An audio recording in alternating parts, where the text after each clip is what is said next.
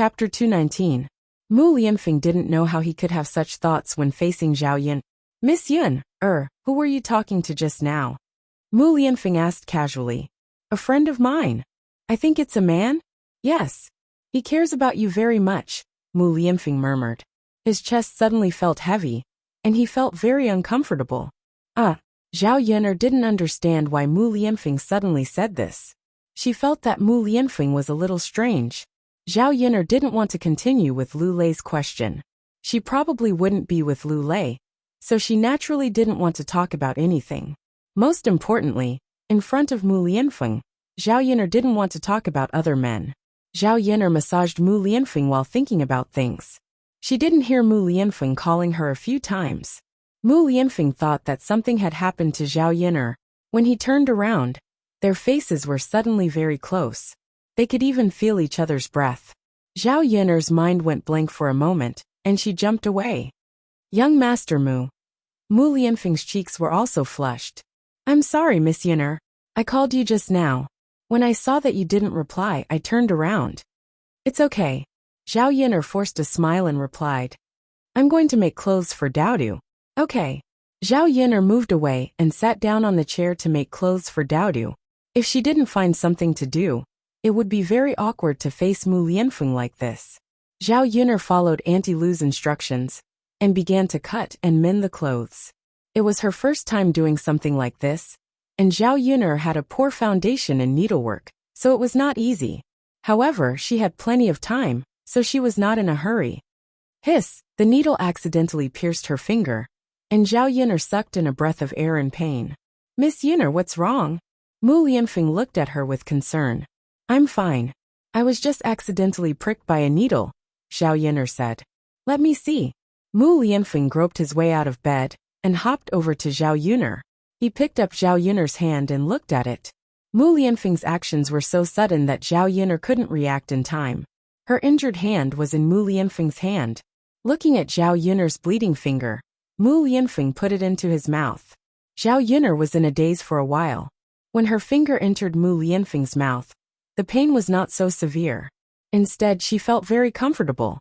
However, for someone of Mu Lianfeng's status, to treat a country girl like her like this, wasn't it a bit strange? It was too good. Mu Lianfeng's actions were just subconscious, and he didn't think too much about it. When he saw his aunt cut her finger when she broke something, his uncle also helped his aunt suck the blood. Miss Yun, it's done. Mu Lianfeng let go of Zhao Yun's hand and saw that the blood had stopped. When he looked up, Mu Lianfeng met Zhao Yun's surprised eyes. After the two of them looked at each other for a few seconds, the atmosphere seemed a bit ambiguous. Zhao Yun hurriedly moved her face away and turned her head away. Thank you. You're welcome. Miss Yun, be careful. Don't prick yourself again. Mu Lianfeng's eyes flashed with a trace of distress. He reminded Zhao Yun and lay back on the bed. Chapter 220. The atmosphere didn't improve until Daodu came back. The two children carried a wooden bucket in their hands, but there were fewer bullfrogs today. Zhao Yun didn't mind. If Lu Shan went to other places to buy bullfrogs in the future, he would definitely be able to get a lot. The ones caught by the children were only a small part of the total. Zhao Yun didn't ask, but Daodu explained. Mother, we caught fewer bullfrogs today.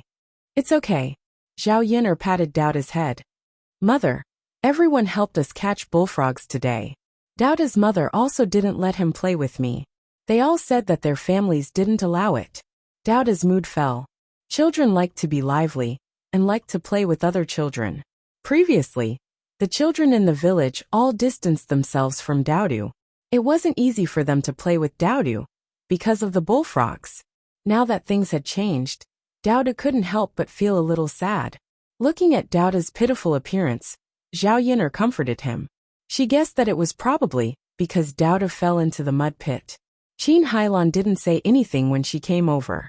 She was afraid that Daodu would have an accident again, so she didn't let Daodu play with Daodu. She just didn't know if Daodu said anything about the bullfrogs. As for the other children, Zhao Yun guessed that Qin Hailan said something behind their backs, so the other children's parents didn't let their children interact with Daodu. Sigh, touching Daodu's little face, Zhao Yun'er felt a little distressed. No matter how good she was to Daodu, Daodu was still a child. He liked to play with other children. Okay, Daodu, don't be sad. Even if they don't catch bullfrogs with you, there's still little uncle to accompany you, right? There are still San Er and the others. Although there are fewer people, it's not to the extent that there won't be anyone left. Don't you agree? When Daodu is a few years older, mother will send Daodu to school. This way, Daodu can play with many little friends and also learn knowledge. Zhao Yun'er said. Daodu raised his head and looked at Zhao Yun'er. Mother, what is a school? It's where I go to school. There will be many children around the same age as Daodu. What are you going to school for? Going to school is to learn knowledge. Yes, just like your eldest uncle. In the future, after you study and pass the exam, you can become successful and bring your mother to live a good life. Yes. Daodu nodded heavily, especially when he heard Zhao Yun'er say that he could become successful and bring Zhao Yun'er to live a good life. Daodu was even more determined to study hard when he went to school in the future. At the mention of Daodu going to school, Zhao Yun'er looked at Zhao Tianfu. Zhao Tianfu was 8 years old and had reached the age of going to school. However, old Zhao's family clearly had no intention of letting Zhao Tianfu go to school. Zhao Tianan was 16 or 17 years old. It was obviously a bit late for him to go to school at this age. However, Zhao Tianfu could. However, in this era, the cost of going to school was very expensive. The average family simply couldn't afford it. In addition, old Zhao's family still had Zhao Tianlong who was studying, so the annual expenses were not small. If Zhao Tianfu wanted to go to school, the children of the other branches of old Zhao's family would definitely clamor to go to school as well. The third branch wasn't liked in old Zhao's family to begin with. It seemed a bit difficult, but Zhao Yun'er still wanted to fight for Zhao Tianfu. Chapter 221. She didn't ask for the money, but that didn't mean she would let it go. The original owner's life was like this, and old Zhao's family had to account for it. Tianfu, do you want to study? Zhao Yun'er asked. Before talking about this, it was best to ask Zhao Tianfu for his thoughts. Zhao Tianfu had to be willing to study. Although Zhao Tianfu was young, he knew the benefits of studying. Studying could make him successful, and he could lead his family to live a good life. They wouldn't be bullied, so he naturally wanted to study. Second sister, studying is too expensive. I miss Grandpa, but he won't let me study. Zhao Tianfu said. Zhao Yun'er saw that Zhao Tianfu wanted to study, so it was easy. He knew that studying was hard, and when he went to school in the future, he wouldn't not study hard. It's okay. Leave this to me. Second sister will talk to father and grandpa. They will probably let you study then. Zhao Tianfu's eyes lit up, and he looked forward to it. Second sister, is that true? Of course it's true. Then second sister, can brother Tianan still study? Zhao Tianfu looked up and asked. Your brother Tianan probably can't. He's almost at the age of marrying a wife. But when you learn more, you can read. You can teach your brother Tianan how to read. Even if he wasn't very educated, he wouldn't be illiterate if he could read. Whether it was ancient or modern, it was much more convenient to read. People in ancient times were poor, so there weren't many who could study. That was why there were so many illiterates. Okay, second sister. I will teach brother Tianan everything I know in the future. Okay. Dinner was heated up, and Zhao Yun'er added a plate of vegetables. It wasn't bad. After dinner, Zhao Yun'er sent Zhao Tianfu back. At the same time, they discussed the matter of Zhao Tianfu going to school. Old Zhao's family was eating dinner in the courtyard. Everyone gathered around a table. The table wasn't big, so basically, only the adults were sitting. The children were standing at the side with bowls, or they picked up their own food and sat on a stool at the side to eat. After Zhao Wensheng left, the food in old Zhao's house returned to being bland. The man who had been working hard all day was still able to eat. After all, no matter how disgusting it was, they still had to eat it. If they didn't eat it, they would be starving. Zhao Yun'er is here again. Li Chuiying shouted as soon as he saw Zhao Yun'er. Old Zhao's family members all looked at Zhao Yun'er. Now, in order to prevent Zhao Yun'er from coming back, old Zhao's family had sent Zhao Yun'er away. As soon as Hua Chunhua heard that Zhao Yun'er was here, her face immediately turned green. He thought to himself, how could this little b*tch have the nerve to come here? Don't you have any shame? As soon as Zhao Yun'er arrived at the yard, Hua Chunhua scolded her angrily. We've already separated you. What are you doing here? Hurry up and get out of here. Hua Chunhua's eyes revealed undisguised disgust. She couldn't wait for Zhao Yun'er to disappear in front of her immediately. The corner of Zhao Yun'er's mouth raised into a smile as she replied. Grandma, you can't say that. Although I've separated from my family, my parents haven't. They are also part of old Zhao's family, so they have a share of this house. I'm not here to look for you. I'm here to look for my parents. Can't I even see my parents? Chapter 222. Since ancient times, other than parents who did not acknowledge their daughters, there was no other reason why parents would not allow their daughters to return home. When Zhao Yun'er said this, Hua Chunhua was so angry that her face turned green. She knew that Zhao Yun'er, this wretched girl, was not so easy to get rid of. Even if they had separated, she would still come over to make trouble. This little b*tch, why did she have so many ideas?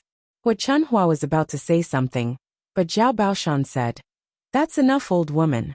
If Yun'er wants to come back, so be it. We're family. Why are you treating her like an outsider? Old man, why are you siding with that wretched girl? Hua Chunhua was a little confused. Old Zhao had so many girls, but he did not treat the other granddaughters well. Why did he treat Zhao Yun'er so differently? You're too petty. Yun'er is not in your way. Why don't you let her come back? I get annoyed when I see her. This b*tch who disgraces our old Zhao family should get lost far away, so as not to ruin our reputation. Zhao Yun'er was a little speechless. Wasn't Hua Chunhua's hatred for her too much? In the 21st century, she had never seen a grandmother treat her own granddaughter like this. All right.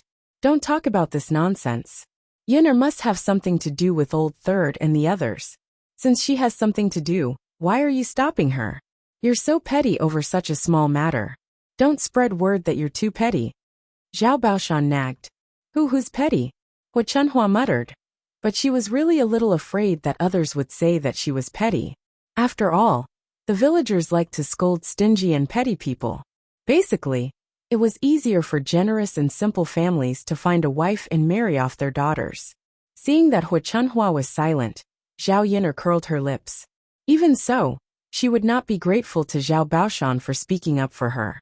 If it weren't for him, she wouldn't have been hated by old Zhao's family. Zhao Yun'er walked up to Liang Jinxiao and Zhao Wenhua and said to Liang Jinxiao, Father, Mother, let's talk inside. All right. Liang Jinxiao and Zhao Wenhua nodded, although they didn't know what Zhao Yun'er wanted to do. When they arrived at the third branch's house, Zhao Yun'er told Liang Jinxiao and Zhao Wenhua about sending Zhao Tianfu to school. Yun'er, although your father and I also want to study for Tianfu, the school fees are still too expensive. I won't do it, Liang Jinxiao sighed. Zhao Wenhua didn't say anything.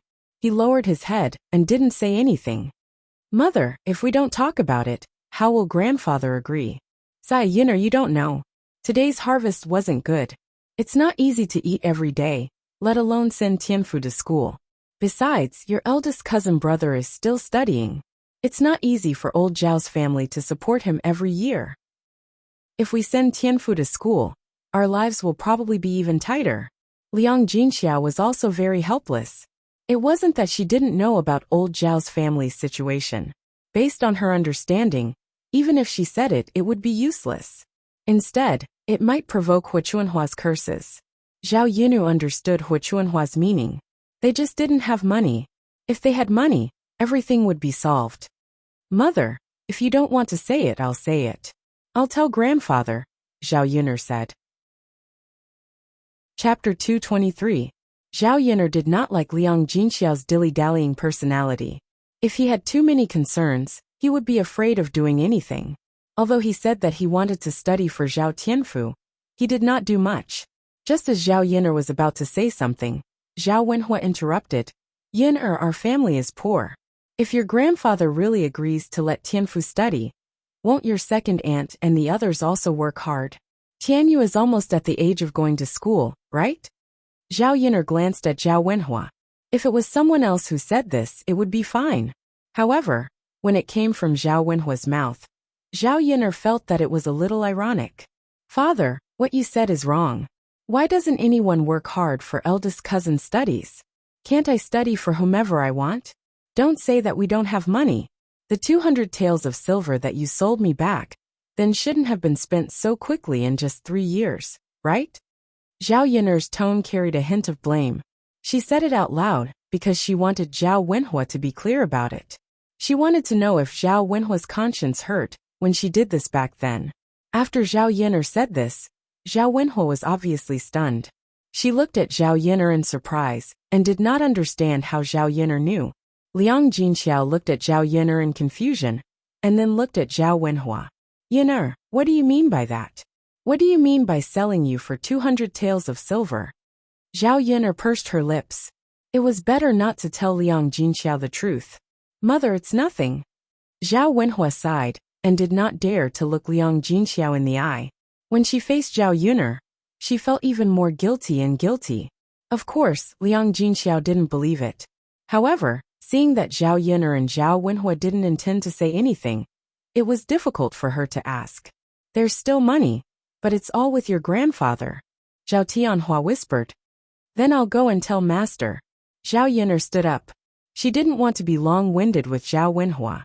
According to them, it was probably not appropriate to ask Zhao Baoshan. Since that was the case, it would be fine for her to go and tell him. Liang Jinxiao and Zhao Wenhua looked at each other and had no choice but to let Zhao Yin'er go. Zhao Yin'er went out of the third room and found Zhao Baoshan. Naturally, Zhao Tianfu wouldn't talk about his studies in front of the whole family. Instead, he would talk to Zhao Baoshan alone. Otherwise, who knew what would happen if the people in the other branches heard it? Zhao Yin'er didn't beat around the bush and directly said it. After Zhao Baoshan finished listening, he was silent for a moment. There was still some money left after selling Zhao Yin'er's 200 taels. Zhao Baoshan didn't tell Hu Chunhua about this money. Instead, he held it in his hands. If there was any urgent need in the future, he could take out the money himself. Alright then. Yin'er, I'll discuss this matter with your grandmother. Otherwise, your grandmother will make a fuss. Zhao Baoshan said in a deep voice. It wasn't that Zhao Baoshan didn't agree. It was just that sending Zhao Tianfu to school would probably use the family's money. The 200 taels from selling her would still be in Zhao Baoshan's hands. No matter how Zhao Baoshan did it, it was fine as long as Zhao Tianfu could study. Zhao Yin'er naturally wouldn't ask for so much. Alright master, then it's settled. If there's a chance in a few days, I'll help Tianfu enroll. Chapter 224. This was also one of the reasons why Zhao Baoshan agreed so quickly. Originally, they spent 3 to 4 taels of silver a year. Now it was reduced by half to 1 or 2 taels. No matter how frugal the family was, they could still save. Back then, when they supported Zhao Tiansheng and Zhao Tianlong at the same time, they could afford the tuition fees for both of them. Of course, this was under the condition that there were no accidents. Back then there was a drought, and the grain harvest was too poor. Zhao Tianlong could not afford the tuition fees, so he sold Zhao Yin'er for 200 taels. Alright master, then I'll take my leave. Zhao Yin'er said goodbye. She did not want to stay at old Zhao's house for too long. Before leaving, Zhao Yin'er said something to Zhao Wenxing and Liang Jinxiao. Father, mother, master agreed. In a few days, we can bring Tianfu to school. Your master agreed? Liang Jinxiao was a little surprised. Zhao Yin'er did not spend much time talking. How could she convince Zhao Baoshan so quickly? Zhao Baoshan was not so easy to talk to. Yes. Zhao Yin'er responded. She greeted Zhao Tianfu and patted his head. Tianfu, are you happy? I'm happy. Second sister, thank you. Zhao Tianfu also knew that this opportunity was fought for by Zhao Yin'er. You're welcome. Just study hard in the future. Don't let second sister down. Second sister, don't worry. I'll definitely work hard. That's good. Second sister will leave now. Yes. Zhao Yin'er said goodbye to Liang Jinxiao and Zhao Wenhua and left old Zhao's house. As for what would happen if old Zhao's family decided to let Zhao Baoshan study for Zhao Tianfu, she did not care. As long as Zhao Baoshan did not regret it in the end. Zhao Yin'er returned home and opened the door. The candles were already lit inside. Mu Lianfeng was not lying on the ground, but sitting on a stool. Together with Daodu, one big and one small figure lay in front of the table. Zhao Yun'er couldn't help but be curious. What were these two people doing? However, under the candlelight, the two voices sounded particularly warm. Hearing the sound of Zhao Yun'er pushing the door open, the two of them turned their heads and looked at Zhao Yun'er. The reactions of the adult and the child were very similar. They really looked like father and son. When Zhao Yun'er saw it, she was slightly stunned. The thoughts in his mind were too nonsensical. Mother, you're back? Daoda smiled sweetly at Zhao Yun'er, looking very happy. Miss Yun'er. Mu Lianfeng also looked at Zhao Yun'er. In the candlelight, Mu Lianfeng's face looked even more handsome, angular, and a pair of phoenix eyes with a charming charm. He was simply a demon. Zhao Yun'er quickly moved her gaze away, not looking at Mu Lianfeng's face. Otherwise, she was really afraid that she would be immersed in it. With a faint smile on her lips, Zhao Yun'er asked Daoda softly, "What are you doing?" Daoda raised his cute little face and said to Zhao Yun'er, "Mother, Uncle Feng is teaching Daoda how to read." Read? Zhao Yun'er was surprised for a moment. She looked deeply at Mu Lianfeng. Mu Lianfeng faced her, still with a smile on his face. Yes, Uncle Feng said that although Daoda is still young and can't go to school, Uncle Feng can teach Daoda to read at home. Daoda explained in a childish voice. Chapter 225. And Mu Lianfeng was willing to teach him. Zhao Yun'er had an indescribable feeling in her heart. The more she thought about it, the more she felt that Mu Lianfeng played an indispensable role in front of Daoda. In the end, the child still needed a father, so that he could have a complete family. Then what did your Uncle Feng teach you? Mother, Uncle Feng taught Daoda how to write his name. Speaking of this, Daoda was a little excited to show off to Zhao Yun'er. Then Daoda knows how to write? Daoda nodded heavily, then walked in front of Zhao Yun'er, pulled her hand and said, "Mother, come here, Daoda will write for you." Okay. Zhao Yun'er had a faint smile on her face. She watched as Daoda dipped his little finger in the water in the cup, then wrote Zhao Daodu on the table. Although Daoda's handwriting was not very good, it was neat and legible, so it was not bad. After all, Daoda was only 3 years old. In the 21st century, most people would probably play with toys at home, and only a few would start learning to read. This method of writing on the table with water was probably Mu Lianfeng's idea. They did not have a pen and paper at home, so they could only make do like this. After dipping his finger in water and writing on the table, the water did not dry up so quickly, so the words could be seen very clearly. This method of writing was practical and economical. In this era, the price of paper was still relatively expensive, and the average person would find it difficult to afford. Therefore, the scholars of this era, in addition to their school fees, also spent a lot of money on ink, paper, and inkstone. Mother, did you see it? How is Daoda's writing? Zhao Yun'er nodded and praised. Daoda is great. Daoda smiled shyly and said to Mu Lianfeng, "Uncle Feng, do you think Daoda is right?" Yes, Daoda is very smart. Mu Lianfeng patted Daoda's head and praised him. Daoda's smile widened. Seeing the smile on Daoda's face, Zhao Yun'er fell into deep thought. Zhao Yun'er realized that Daoda was very happy when he was with Mu Lianfeng. This kind of happiness was different from when he was with her. Perhaps it was Daoda's special feelings for Mu Lianfeng. No wonder Daoda recognized Mu Lianfeng as his father. Uncle Feng, can you teach Daoda how to read again? Daoda asked in a soft voice. Mu Lianfeng looked at Zhao Yun'er, as if asking for Zhao Yun'er's permission. Daoda, you can't eat a mouthful and become fat. Your Uncle Feng taught you how to write a name today, that's enough. Go back and practice well, and let your Uncle Feng teach you again tomorrow? Mother will buy you some books, paper, and pen tomorrow. What do you think? Zhao Yun'er was afraid that Daoda would delay Mu Lianfeng's rest. The sky was dark, and it was time to sleep. Moreover, learning was something that accumulated over a long period of time. Daoda was so enthusiastic at the beginning. If he overdid it, he might lose interest later on. Daoda thought for a moment, and nodded obediently. Okay, mother. Then Daoda will let Uncle Feng teach him again tomorrow. Daoda is good. Zhao Yun'er smiled. Mother, does Daoda want to take a bath tonight? My body is a little itchy. Of course you can. Wait for Mother. Mother will boil some water for you. Okay. Dowda smiled sweetly. Chapter 226. Dowda's head rested on Mu Lianfeng's uninjured arm. Dowda's small body was like a doll in Mu Lianfeng's arms. Dowdu, come and take a bath. Zhao Yin'er beckoned. Dowdu reluctantly got up from Mu Lianfeng's arms. Mother, when can Dowda bathe by himself? Dowdu asked. Zhao Yin'er was amused by Dowda's mischievous look. You're only 3 years old. You'll have to wait until you're 6 at the very least. Oh, Mother. Then will Dowda be a man when he's 6? Dowda's soft voice asked. Yes, you can say that. When the time comes, Dowda will be able to do a lot of things by himself. Yes, yes. Dowda nodded heavily. Then Dowda will eat more in the future. When he grows up, he'll become a man sooner.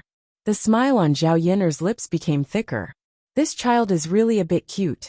Age and food intake were not directly proportional. Time was something that no one could control. However, Dowda was still a little too skinny. He had put on some weight recently, but he still had to continue. Children who were malnourished when they were young were still quite affected. Take your time. There's no rush. No, Mother. When Dowda grows up and becomes a man, he'll be able to protect Mother. Uncle Feng said that if he's a man, he'll have to protect the people he loves. Zhao Yin'er was stunned. She looked at Mu Lianfeng. This guy, what did he say to Dowdu? Mother, Dowda will protect you well in the future. I won't let you be bullied. Dowda vowed. Okay, then I'll wait for Dowda to grow up and protect Mother. Okay. Zhao Yin'er bathed Dowdu with warm water and wanted to take a bath herself. In the 21st century, she bathed every day. After all, there was a water heater, so bathing was very convenient. Although he couldn't bathe every day here, he could still occasionally wipe his body with hot water. Now that Mu Lianfeng was in her house, she couldn't even wipe her body casually. After all, Mu Lianfeng was a man. She only had one room in her house, so she couldn't go anywhere else. She couldn't possibly take a bath and wipe her body in front of Mu Lianfeng, right? Zhao Yin'er felt a little helpless. She endured the discomfort in her body and could only give up. What troubled Zhao Yin'er was how to sleep at night. Previously, Mu Lianfeng was still in a coma, but now, he was no longer in a coma. It was extremely awkward for them to sleep together. Miss Yin'er, why are you sitting on the stool? Aren't you going to rest in bed? It's already very late. You've been tired all day. You must be sleepy, right? Mu Lianfeng greeted Zhao Yin'er with concern in his eyes. That young Master Mu, don't worry about me. You go to sleep first. Zhao Yin'er pulled a smile from the corner of her mouth. She would wait for Mu Lianfeng to fall asleep, and then climb up to sleep. That way it wouldn't be awkward. But Miss Yin'er, why are you sitting on the stool? If you can't sleep, why don't I chat with you? Mu Lianfeng asked with concern. The corner of Zhao Yin'er's mouth twitched slightly. Chat? What could they chat about? Moreover, she was waiting for Mu Lianfeng to fall asleep. If they chatted, would they have to wait until late at night? Chapter 227. As she spoke, Zhao Yin'er had already taken out the clothes. Under the candlelight, she began to sew. Mu Lianfeng leaned on the bed. Although he responded, he still stared at Zhao Yin'er. Zhao Yin'er lowered her head to sew Dowda's clothes. She did not notice that a burning gaze had been falling on her. Under the candlelight, Zhao Yin'er's small face was even more exquisite. A strand of long hair fell on her forehead, which made her look even more charming. In Mu Lianfeng's eyes, the way Zhao Yin'er sewed the clothes seriously was particularly charming. This woman was not a beauty that could cause the downfall of a country, but people could not help but be attracted to her. Mu Lianfeng felt that he was possessed. Why did he have feelings for such a woman? Obviously, he was not very interested in women. After some time, Zhao Yin'er felt that the room had been quiet for a while. She thought that Mu Lianfeng had fallen asleep, but when she looked up, she met Mu Lianfeng's eyes. He looked very energetic. Zhao Yin'er could not describe her feelings for a moment. Why was he not asleep yet? Then wouldn't she have waited for so long in vain? Young Master Mu, you haven't slept yet? Zhao Yin'er twitched the corner of her mouth and asked. I'm not sleepy yet. I'm waiting for Miss Yin'er to sleep with you. Didn't she say that she didn't want him to wait? Zhao Yun'er gave up the idea of waiting for Mu Lianfeng to fall asleep before going to sleep. Forget it. She still had to bite the bullet and squeeze into the same bed as Mu Lianfeng to sleep. Then let's sleep together. Zhao Yun'er said. Okay. At night, Zhao Yun'er slept in the corner of the bed with Daodu as before. Fortunately, Mu Lianfeng did not say anything. Perhaps because she was too sleepy, Zhao Yun'er quickly fell asleep without the awkwardness she had imagined. The next day, when she woke up, Zhao Yun'er rubbed her sleepy eyes. She was actually lying in Mu Lianfeng's arms. Mu Lianfeng's uninjured hand rested on her back. The two of them were in an unusually intimate position. Zhao Yun'er blinked and pinched her own hand. Was she dreaming? The pain in her hand made her realize that she wasn't dreaming. It was reality. Zhao Yun'er immediately bounced away. He touched the clothes on his body to make sure that he was wearing them properly, and that nothing had happened. Zhao Yun'er's movements were a little big. So much so that it woke up Mu Lianfeng from his sleep. As soon as Mu Lianfeng opened his eyes, he met Zhao Yun'er's panicked eyes. Miss Yun'er, what's wrong? Mu Lianfeng asked. How did I sleep in your arms? Zhao Yun'er asked, her voice a little low. Mu Lianfeng's mind went blank for a moment. He was wondering why a soft thing had burrowed into his arms at night, and he had smelled a woman's fragrance at the tip of his nose. He naturally did not know how Zhao Yun'er inexplicably fell asleep in his arms, but he was afraid that Zhao Yun'er would misunderstand him. So he quickly explained, Miss Yun'er, I didn't do anything to you. I don't know. Did that mean that she fell asleep at night and unknowingly pounced on him? Zhao Yun'er was so embarrassed that she could not speak. Seeing that Zhao Yun'er was silent, Mu Lianfeng thought that Zhao Yun'er did not believe him, and said, Miss Yun'er, I didn't lie to you. Chapter 228. She was the one who felt embarrassed. After all, she was the one who ran into Mu Lianfeng's arms. Speaking of which, she had taken advantage of him. Because of her embarrassment, Zhao Yun'er hurriedly got up and hurriedly got out of bed. After washing up, she carried the basket on her back and went out. When she went to Yang City today, she bumped into Mulan again. After a few days of hard work, she made a new batch of things in bamboo baskets and wicker baskets. Mulan was also very happy to see Zhao Yun'er. Yun'er, why are you going to Yang City too? If you knew, I would have told you yesterday. Yes, I didn't expect sister-in-law Mulan to be going too. Are you going to sell these things today? Yes, I'll try. I can learn from you last time. Maybe I can sell some of them too, Mulan said with a smile. If she could earn more, she would earn more. No matter how much money she earned, it was still money. It was best to subsidize the family. The old family Zhu's population was gradually increasing, and the burden was gradually increasing. Although she was not sure if she could sell, as well as when Zhao Yun'er helped her last time, she had to give it a try. She still remembered what Zhao Yun'er said when she was selling the baskets. She could imitate her. Okay, when I'm done with my work, I'll go and help you, Zhao Yun'er said with a smile. She was happy for Mulan when she saw that she could earn money by herself and run a small business. Sometimes women had to rely on themselves. Only when they were capable would they not be looked down upon. Like Mulan, who can rely on her own hands to support herself and live a comfortable life, old Madame Zhu will probably treat her a lot better. Among the daughters-in-law of the family Zhu, Mulan was not well liked because her family was poor. When she first married into the family, she did not have much dowry. On the other hand, Mulan's sister-in-law's family was quite well off. She brought a dozen or 20 taels of dowry with her. That was why Mrs. Zhu treated Mulan's sister-in-law well. The family Zhu was not separated from the family, but the dowry from his wife could be kept by himself and didn't need to be handed over. Yun'er, you're so nice. It's nothing. You're welcome. By the way, Yun'er, why did you go out again today? Selling things, Zhao Yun'er replied vaguely. Mulan didn't continue to ask, but the other women in the carriage had other thoughts. Every time, he didn't see Zhao Yun'er setting up a stall. What was she selling? He was always so mysterious. Could it be that he sold something to earn money? A woman casually asked. Yun'er, what are you selling? I've been seeing you every day for the past few days. Business is pretty good. It's nothing, Zhao Yun'er replied indifferently. Yun'er, don't lie to us. How can it be nothing? Tell us. We won't steal your business. We're just curious. It's really nothing. Stingy. If you don't want to tell us, then don't tell us. You're treating us like fools. Zhao Yun'er really felt a little speechless. Damn it, so what if she didn't tell them? These women looked so eager.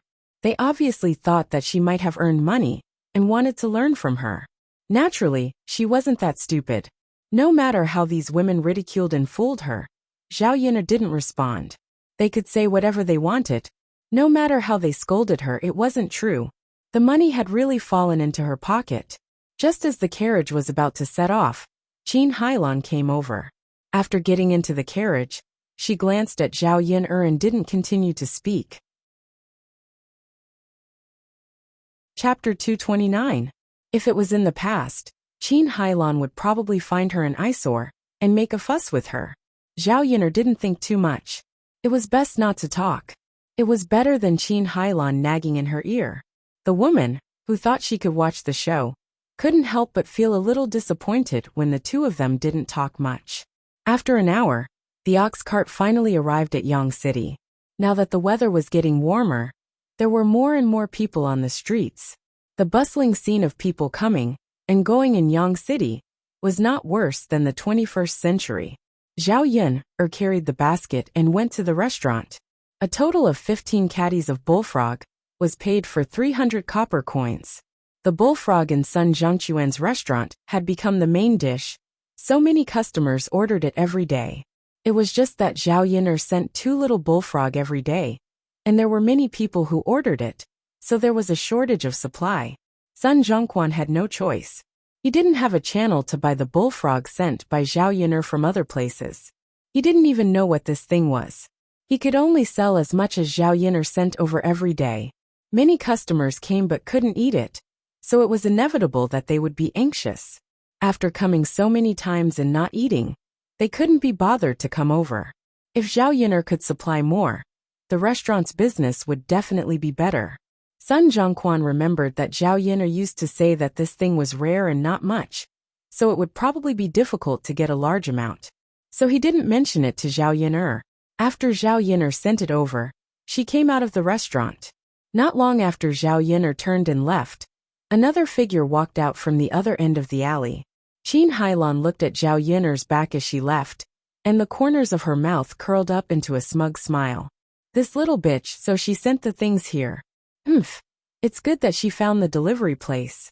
I'll deliver it tomorrow too. I'll make a fortune then. The smile on Qin Hailan's face disappeared. She turned around the alley happily and went back. Of course, Zhao Yun'er did not notice any of this. Zhao Yun'er went to the market and bought the things she needed. She then went to Mulan's place. This time, when he came to town, he bought another caddy of pork and half a caddy of pig liver for Mu Lianfeng to nourish his body. The brushes, ink, and paper he bought for Daodu and Zhao Tianfu were the most expensive. One was the 3-character classic, one was the 100 family surnames, and one was the 1,000-character classic, which cost a total of 60 copper coins. Pen and paper cost a total of 180 copper coins. Zhao Yun'er had already bought the cheapest one, but it was still so expensive. The expenses in the future would only get bigger and bigger. She wanted to think of another way to see if she could start another side business. No one would ever complain about earning too much money. If he saved up more money now, he would be able to afford Daoda's education in the future. When they arrived at Mulan's place, Mulan was much better this time. At least she had learned how to shout, and was not as bashful as before. After such a long time, she sold 3 wicker baskets, and earned a total of 21 copper coins. Sister-in-law Mulan, you're selling well. Zhao Yun'er said with a smile. Mulan was naturally very happy that she had sold so many baskets by herself. There was an excited smile on her face. Yes, I didn't expect that I could sell so many baskets by myself. Take it slow. It will get better and better. Yes. Zhao Yun'er walked over and helped Mulan to shout. Chapter 230. She earned a total of 162 copper coins, which was a huge sum of money in ancient times. Mulan held the money in her hands and could not believe it. She had earned so much money in such a short period of time. Wasn't it too much?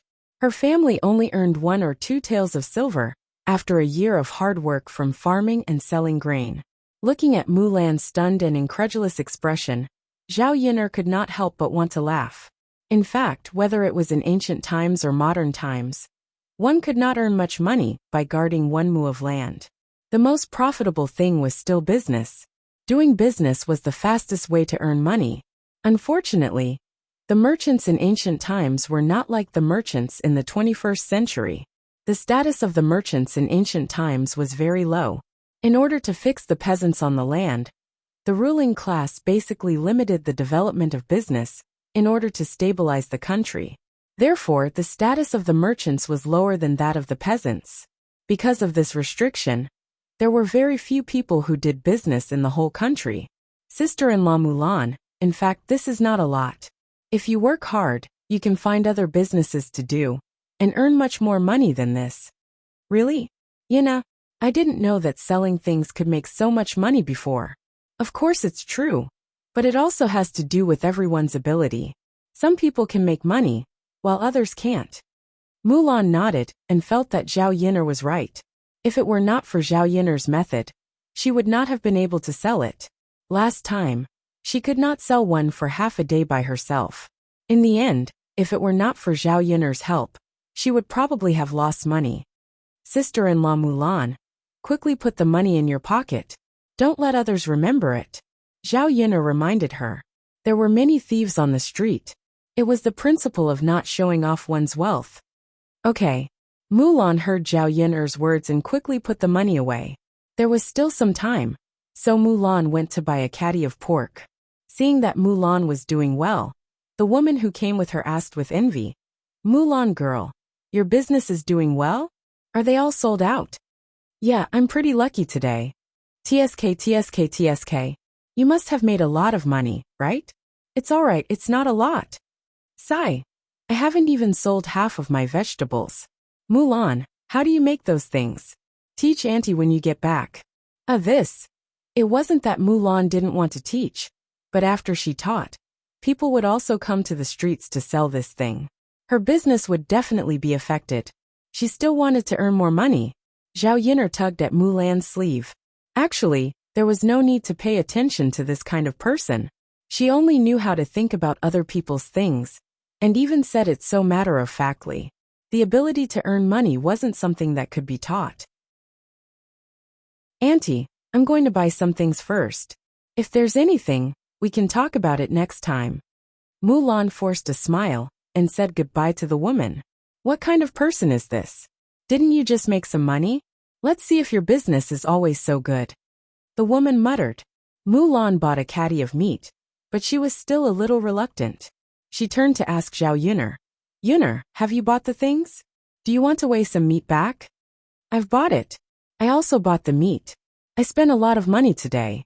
What did you buy? Zhao Yin'er put down the basket and passed the books, brushes, and ink to Mulan. Chapter 231. I'll take Dauda to school when he's 6 years old. I'll teach Dauda some things in advance. Mulan nodded. Yin'er, you can read? Zhao Yin'er was stunned by Mulan's question, but she understood that Mulan probably thought that she was teaching Dauda how to read.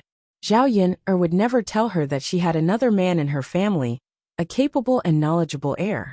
She smiled awkwardly and nodded. Yes, I learned a little from my 5th uncle in the past. That was the only explanation she could come up with. Otherwise, how could a country girl who had never studied be able to read? I see. That's true. Yin'er, your 5th uncle is a scholar. He's very knowledgeable. If he can pass the provincial examination, your old Zhao family will be rich. Zhao Yin'er laughed. Whether old Zhao's family was rich or not had nothing to do with her. Yin'er, you're amazing too. There aren't many women in the village who can read. Mulan looked at Zhao Yin'er enviously. Basically, only rich families would allow their daughters to study. Of course, that was very rare. That's nothing. I can only read a few words. I don't know anything else. Mulan, on the other hand, is afraid that sister-in-law, you're clever with your hands.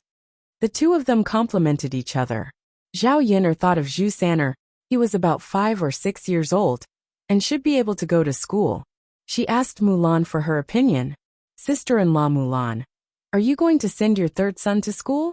Mulan sighed. Of course I want to. But my family Zhu isn't a rich family.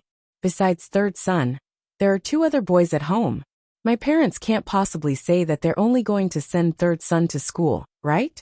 Moreover, the tuition fee for a year is too high. I don't think third son can afford it. Mulan seemed a little helpless. It wasn't that she didn't want to send third son to school. It would cost a lot of money, and she had to consider the actual situation. Zhao Yin'er thought for a moment. Sister-in-law Mulan, if you can earn so much money every day in the future, you will definitely save enough for San'er to spend in a year. If you have enough money, can you send him to school? Mulan was silent for a moment and shook her head. I probably can't. Even if I earn money, I have too much money. And my mother probably won't let him study. There are many children at home, so the expenses are high. Aren't most of the children in the village not educated? Sister-in-law Mulan, if that's the case, then you can't live's family. Wouldn't it be too much of a loss for you to spend the money you've earned with the whole family? What was the reason for doing business? Wasn't it to make your life better? Even the money you earned couldn't be spent on the things you wanted. It was better not to earn such money. Speaking of this, Mulan was even sadder. In the past few years, the third branch wasn't favored. Mrs. Zhu didn't like her, so she had to do a lot of housework alone. Compared to her, the other 2 family Zhu's daughters-in-law were much more comfortable. If she could live with them, she also wanted to live with them. At least if they lived separately, she wouldn't have to take care of the whole family, but her own branch. That would definitely be much more relaxed. Her mother-in-law had a sharp tongue. She liked to scold people when they didn't do anything well. Chapter 232. There were still 3 children at home, so the whole family could barely survive. If they split up and didn't get anything, they wouldn't be able to survive. Forget it, we'll talk about this later, Mulan said helplessly. Zhao Yin'er couldn't say anything. Since Mulan didn't want to, she couldn't force them to split up. If Mrs. Zhu found out, wouldn't she run to her door and scold her? The 2 of them returned to old Father Hu's ox cart. Every day, they had to spend Lu Wen's money to go back and forth on old Father Hu's ox cart. Moreover, they had to wake up early in the morning. If she sent bullfrogs over a long period of time, especially when Aunt Lu's family would help her buy bullfrogs in a few days, the amount of bullfrogs she sent would be much larger.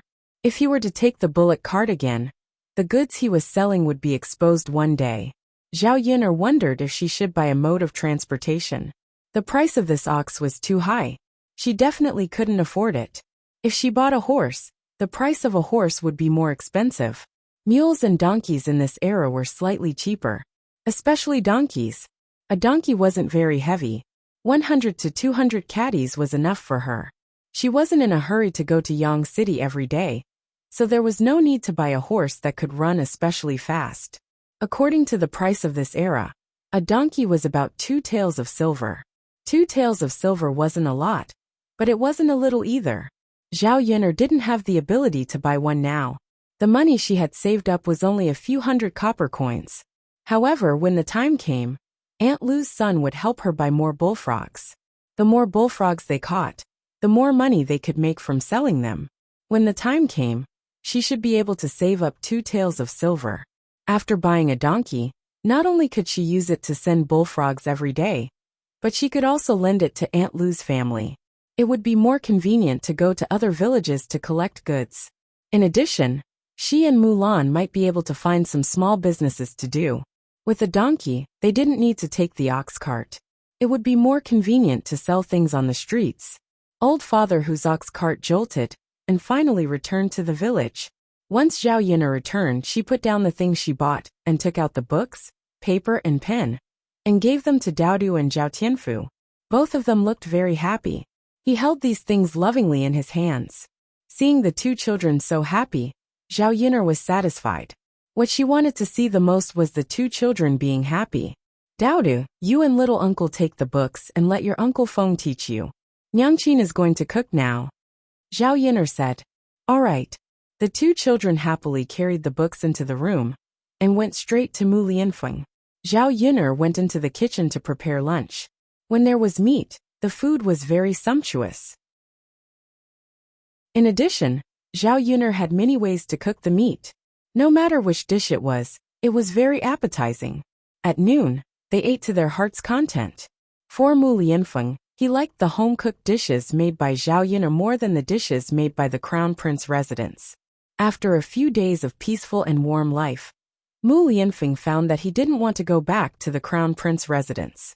The injuries on his body should be healed slowly. This way, he could stay with Zhao Yun'er for a few more days. After lunch, Zhao Yun'er took care of the vegetable garden again. The seeds that were planted began to sprout. The fastest growing ones were the cabbages. She estimated that they would be able to eat them in 10 days to half a month. After busying herself with the vegetable garden, Zhao Yun'er carried the basket on her back and had to go up the mountain. Chapter 233. She originally needed to change Mu Lianfeng's dressing today, but it hadn't been done yet. She would wait for the herbs to be picked before changing Mu Lianfeng's dressing. Seeing that Zhao Yun'er was about to leave, Dao hurriedly put down the book in his hand and ran to Zhao Yun'er. He asked in a childish voice, "Mother, where are you going?" "I'm going to the mountain to pick herbs for your Uncle Feng." Oh, then Mother, Dao will go with you," Dao said.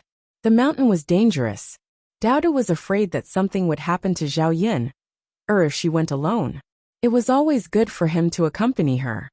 "Second sister, me too," Zhao Tianfu also said. They were all going together.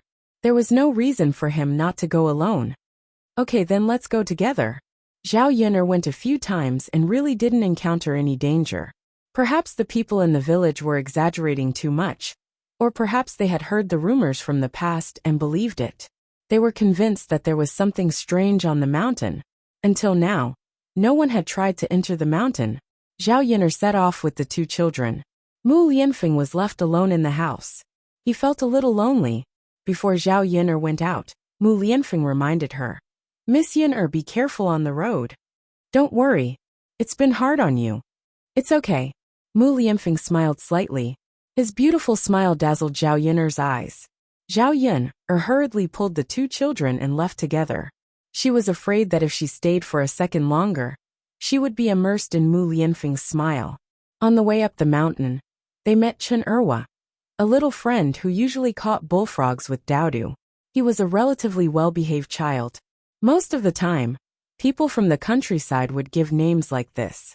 They weren't as particular as modern people.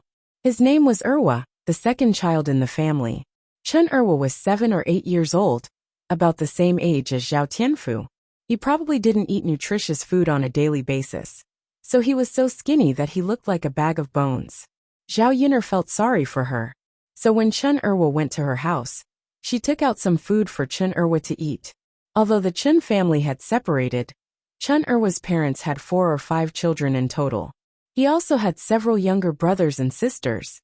Their family didn't have much land, and they had many children. Naturally, the food they ate was poor. Chen Erwa's mother, Feng Yu, is from the same village. Zhao Yun'er has seen her before. She was only 3 or 4 years older than Zhao Yun'er. He was clearly only in his 20s, but he looked abnormally old. He looked like a man in his 30s or 40s. This woman had become like this because she had given birth to so many children, which was harmful to her body. Secondly, she had to take care of several children every day while maintaining the household chores. It was extremely tiring every day. Thirdly, his family was poor and he couldn't afford to eat anything good. It was strange that people didn't age well. In addition, Feng Yu was dark to begin with. In this way, she would probably become an old woman in a few years. What Zhao Yun'er couldn't figure out was that the people of this era were obviously very poor, but they still kept giving birth to children. If they gave birth to fewer children, their family wouldn't be like that. They would have fewer mouths to feed, and the pressure would be much less. Unfortunately, people in ancient times had different ideas. They believed that the more children there were, the better. In addition, the contraceptive measures in this era weren't good. Basically, every family had many children. Aunt Yun, Can I go up the mountain with you to take a look? Chen Erwa asked timidly. Looking at the child's expectant eyes, Zhao Yin'er couldn't bear to refuse. Chapter 234. Zhao Yin'er felt that she needed to remind her, in case she really brought Chen Erwa up the mountain and encountered any danger. At that time, the child's family would come back to settle the score with her. Chen Erwa shook his head. Aunt Yin, I'm not afraid. You're all here. What's there to be afraid of? And I also want to go up the mountain to take a look. I've never been there before. Previously, he had heard Zhao Tianfu and Dao Du talk about some things on the mountain, but he had only heard about it from Zhao Tianfu and Dao Du's ears. He had not seen it with his own eyes, but he was very interested. Zhao Yin'er thought that she also had 2 children. One more child was not much. So she said to Chen Erwa, Erwa, Aunt Yin can take you there, but you can't tell your parents when you go back. Even if nothing happened on the mountain, Zhao Yin'er knew that the Chen family would definitely not want a child to go up the mountain and encounter any danger. Chen Erwa nodded heavily. Aunt Yin, don't worry, I definitely won't say anything. Zhao Yin'er smiled. Okay, let's go up together. And then, Chen Erwa's little face revealed an excited smile. This child was usually at home and was not valued by his parents. He was neither the oldest nor the youngest. He was not very smart and likable, but he felt happy to follow behind Zhao Yin'er. Chen Erwa walked behind Zhao Yin'er and Dao Du, holding Dao Du's hand very gently. Chen Erwa looked at the interaction between Zhao Yin'er and Dao Du, and a trace of envy appeared in his eyes. If only his mother treated him like this. But since he was young, his mother had always yelled at him and had never been gentle. Zhao Yin'er turned around and looked at Chen Erwa to make sure that he was not following. When she turned around, she found Chen Erwa looking at her in a daze. Zhao Yin'er thought that something had happened to Chen Erwa, so she asked, Erwa, what's wrong? Chen Erwa pulled out a smile and said, Aunt Yin, it's nothing. Then hurry up and catch up.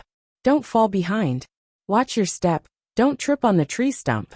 Zhao Yin'er warned and then called Chen Erwa over. Come, Erwa. Aunt Yin will hold your hand. This way, we can walk more steadily. Chen Erwa was a little embarrassed and took the money. Zhao Yin'er held Dao Du in one hand and Chen Erwa in the other. Zhao Yin'er's hand was a little warm. Chen Erwa felt very secure and warm. He raised his head and glanced at Zhao Yin'er. At this moment, he really wanted his mother to be like Zhao Yin'er. If he could have such a mother, he would be very happy, right? Zhao Yin'er was looking for herbs on the mountain. When she found them, she started digging with the children. Then, he introduced the effects of the herbs to the children. Although the children were still young, it would be good for them to know more things in the future, especially these more practical things. They dug the herbs for more than an hour. It was not easy to come to the mountain. Zhao Yin'er was reluctant to go back, so she looked around to see if there was anything good. She saw a lot of birds' nests in the book. Zhao Yin'er put down the basket in her hand and prepared to climb the tree to get the birds' eggs. Aunt Yin, I know how to climb trees. Let me go. Chen Erwa took the initiative. Chapter 235. Erwa, can you do it? If you can't, you can let Aunt Yin do it. Zhao Yin'er was a little worried. This tree is not short. If he falls from the tree, it will not be a light fall. Aunt Yin, I can do it. Chen Erwa said. Dao Du also said in a soft voice. Mother, Erwa Gij is very good at climbing trees. We have all seen it. Well, Erwa, then you go up. Slow down, don't fall. Zhao Yin'er urged. She was still a little worried that Chen Erwa would have an accident. Chen Erwa nodded heavily. Zhao Yin'er stood under the tree and saw Chen Erwa climb up the tree. The speed of climbing the tree is like a monkey. In addition, Chen Erwa is very thin and small. When he climbs the tree, his body is very light. Zhao Yin'er saw it with her own eyes. Only then did she know why this child took the initiative to ask her to climb the tree. He is indeed much more powerful than her. Chen Erwa took out all the eggs in the bird's nest. He took out a few birds' nests and got about 30 or 40 bird eggs. Plus, he caught 3 or 4 big birds. When he goes back, he can definitely eat a few sumptuous meals. Zhao Yin'er picked a few large leaves and wrapped the bird eggs and put them in the basket. The bottom of the basket is filled with herbs. This kind of cushion will be soft and will not break the bird eggs. As for the bird that he caught, Zhao Yun'er tied its wings and put it in the basket. Erwa, you have done the most today. When the time comes, you can take half of the bird eggs back. Let your mother cook for you. This is delicious. Zhao Yun'er lovingly touched Chen Erwa's head. Chen Erwa has never been praised by anyone. His parents have never said this to him. He was slightly moved in his heart. He said to Zhao Yun'er, Aunt Yin, it's okay. You can take it back. I don't need it. What? You don't like to eat it? You should be polite to Aunt Yin. Chen Erwa still shook his head. Aunt Yin, even if I take it back, my mother may not let me eat it. So it's better for you to eat.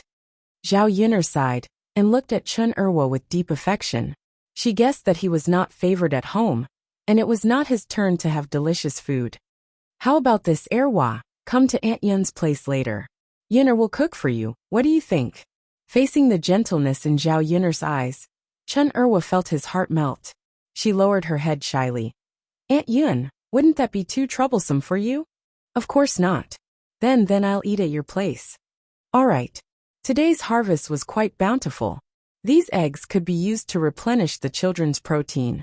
When Zhao Yun'er called the children down the mountain, she saw something moving in the grass not far away. It looks like a pheasant, Zhao Yun'er said softly. When the children heard that it was a pheasant, they were all excited. Aunt Yin, I'll go take a look. Chen Erwa ran over. His footsteps were very light, and no movement could be heard. Of course, the thing in the grass did not hear anyone coming over. When Chen Erwa got closer, the thing seemed to have reacted. Just as it was about to run, Chen Erwa suddenly pounced over. Poochie poochie, the thing in Chen Erwa's arms struggled, but it could not break free. Zhao Yun'er also rushed over to help. Chapter 236. With the help of Zhao Yun'er, the chicken couldn't run away even if it wanted to. Zhao Yun'er quickly took out the hemp grass and tied the chicken's wings. She weighed it in her hand and estimated that it weighed 3 or 4 jin. It was fatter than the pheasants she usually saw.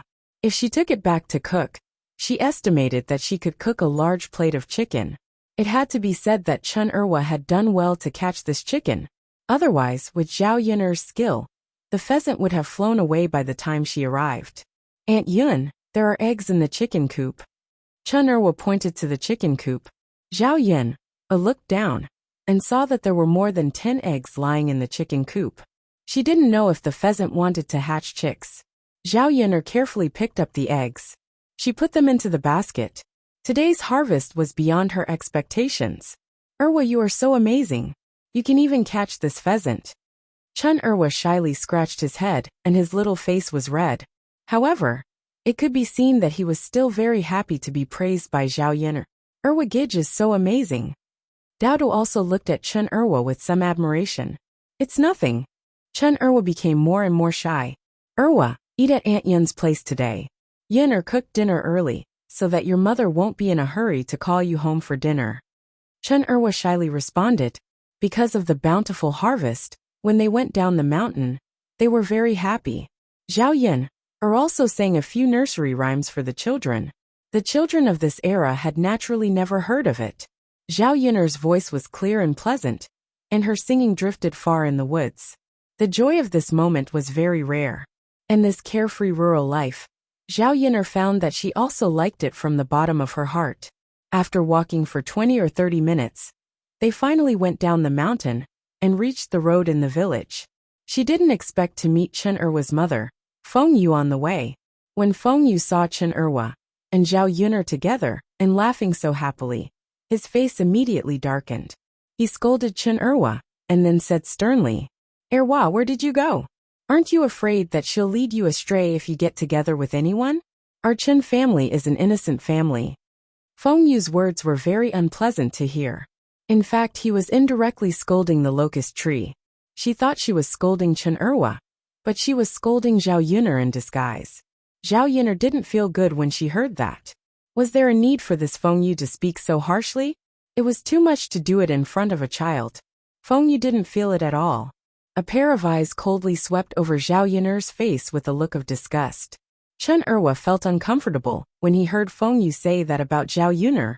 Mother, don't say that about Aunt Yin. I want to play with Aunt Yin. Seeing that Chen Erwa actually defended Zhao Yuner, Feng Yu was even more furious. She poked Chen Erwa's head with her thick black fingers and reprimanded. You damn child. How dare you talk back to your mother? If I see you running away in fear and hanging out with some shady people again, I will break your legs. Chen Erwa didn't dare to speak after being scolded. Zhao Yuner looked at Feng Yu's attitude towards Chen Erwa and shook her head in her heart. This child was really pitiful. After all, he was her own child. She didn't need to treat him like this, right? Chapter 237. Zhao Yuner's words made Feng Yu very unhappy. Feng Yu coldly snorted at Zhao Yuner and said, What? I'm disciplining my son and you want to interfere? Zhao Yuner, who do you think you are? Meddling in other people's business. Zhao Yuner was refuted by Feng Yu and didn't know what to say. She was silent for a moment. There was nothing wrong with what Feng Yu said. She was disciplining her own child. She had no right to interfere. However, Chen Erwa was scolded like this because he was with her. After thinking about it, Zhao Yuner replied, I don't care if you discipline your own child. Then tell me, what do you mean by a shady person? You have to give me an explanation for scolding me like this, right? Feng Yu rolled her eyes at Zhao Yuner. If you're not a shady person, then what are you? Doesn't everyone in the village know what kind of woman you are? You got pregnant before marriage, and then seduced men. You dare to do it, but don't dare to let others talk about it? Zhao Yuner looked at Feng Yu's rampant appearance and really wanted to slap her a few times. After all, she was Chen Erwa's mother. In front of Chen Erwa, Zhao Yuner couldn't do anything. You're not allowed to talk about my mother like this. Dao was also angry. His little face angrily stared at Feng Yu. So what if I talk about your mother? Aren't you also a little bastard? Humph. Tell me, where's your father? Is there no one? Whoa, Dao was so angry that he cried for a moment. He suddenly threw himself into Zhao Yuner's arms. Chen Erwa couldn't stand Feng Yu's excessive appearance and said to Feng Yu, Mother, how can you say that about Aunt Yin and Dao? You're so bad. Zhao Yuner patted Dao's back with one hand. She could endure it. But in front of Chen Erwa, it was fine as long as they didn't do anything too excessive to her. Obviously, this Feng Yu wasn't. This woman was simply pushing her luck. Just as Feng Yu was feeling proud of himself, Zhao Yuner slapped Feng Yu across the face. Feng Yu immediately felt a burning pain on his face. You, how dare you hit me? I'll fight you to the death. Zhao Yuner scolded. I'm warning you, don't provoke me. This slap is for what you said. If you fight me again, you'll end up worse than this. Chen Erwa quickly pulled Feng Yu back. Mother, don't fight with Aunt Yin. You can't beat her. Feng Yu had heard some things in the village before. The current Zhao Yuner was not as easy to bully as before. She was very powerful. If he couldn't make a move, was he going to take a slap for nothing? Feng Yu sat down on the ground and began to cry. He cursed, You hit me. Is there any justice in this world? Zhao Yuner frowned in disgust.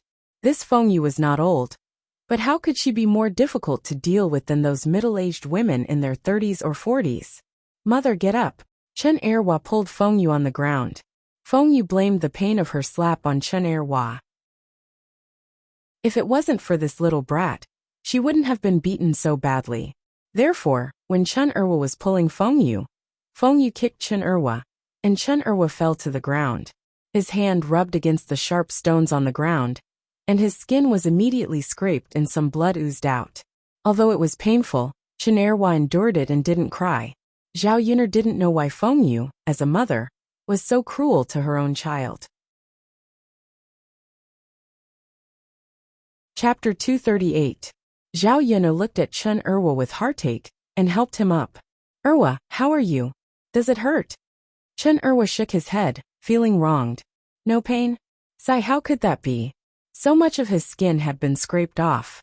The injury was already very serious. Sighing, Zhao Yuner could not say anything.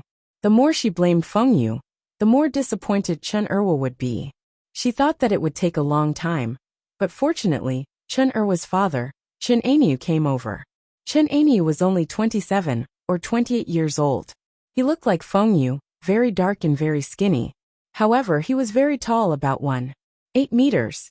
In this era, he was already considered tall. Chin Aeneas saw his wife sitting on the ground carelessly and could not help but frown. He pulled Feng Yu up. Why are you sitting on the ground? What do you look like? Chin Aeneas' tone had a hint of reprimand. In this era where men were superior to women, most women were more afraid of men and were submissive to men. After Chin Aeneas reprimanded her, Feng Yu did not dare to cry too loudly. Instead, she complained to Chin Aeneas. Aeneas, look at my face. It's so red. It's all because of this B***tch. Chin Aeneas looked at Feng Yu's cheek that had been slapped. He replied faintly, your face is clearly dark. Where is it red? Because of Chin Aeneas' words, Zhao Yin almost burst out laughing. She was originally quite angry, but now she only felt that it was funny. Feng Yu's face was dark. She really did get slapped, but there was no reaction. It was probably because the original black color covered the red color. Speaking of which, this Feng Yu was also very dark. She looked like she came from Africa. Feng Yu was a little anxious. She moved her face closer and pulled Chin Aeneas, saying, look again, Aeneas, look again. It's definitely there. Chin Aeneas was a little annoyed. Alright, what's going on? She wouldn't hit you for no reason, right? Zhao Yina looked at Chin Aeneas again. She felt that this man should be more reasonable than Feng Yu. Without waiting for Zhao Yin'er to explain, Chen Erwa helped Zhao Yin'er to explain. Chin Aeneas' face darkened. He reprimanded Feng Yu. You still have the face to be hit? You're just a troublemaker. Feng Yu felt wronged. Aeneas, you're my man. You're not helping me, you're helping another woman? Has your soul been taken away by this little B***tch as well? How could this be?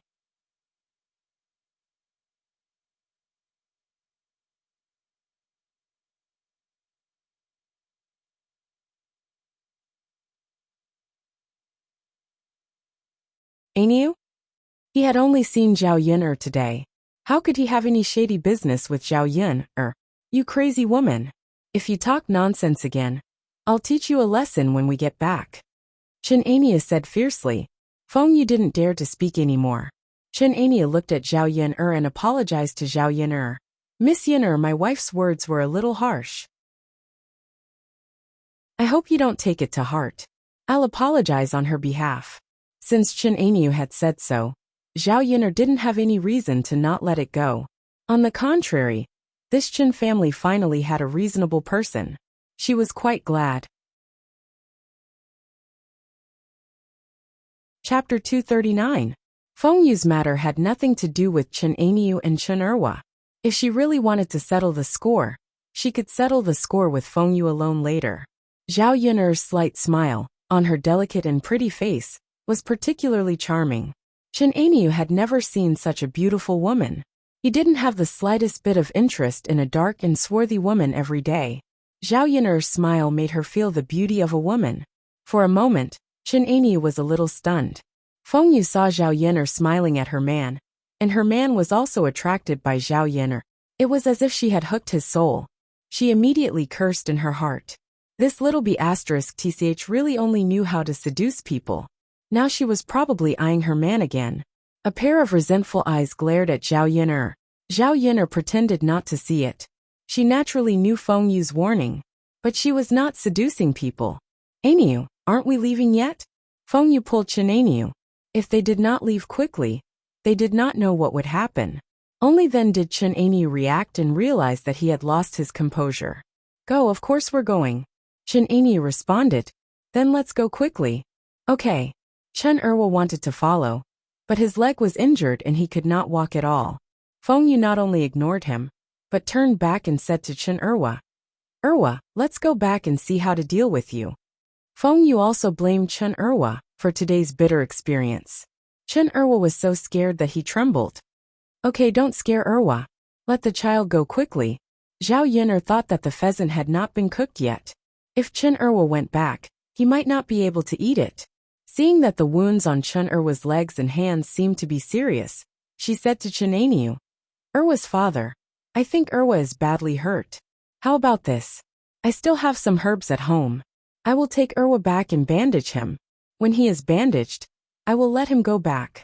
What do you think? Chen Ania thought for a moment and nodded. Then I'll have to trouble Miss Yuner. It's no trouble. Feng Yu was too lazy to see Chen Erwa. It was good that this damn child didn't come back.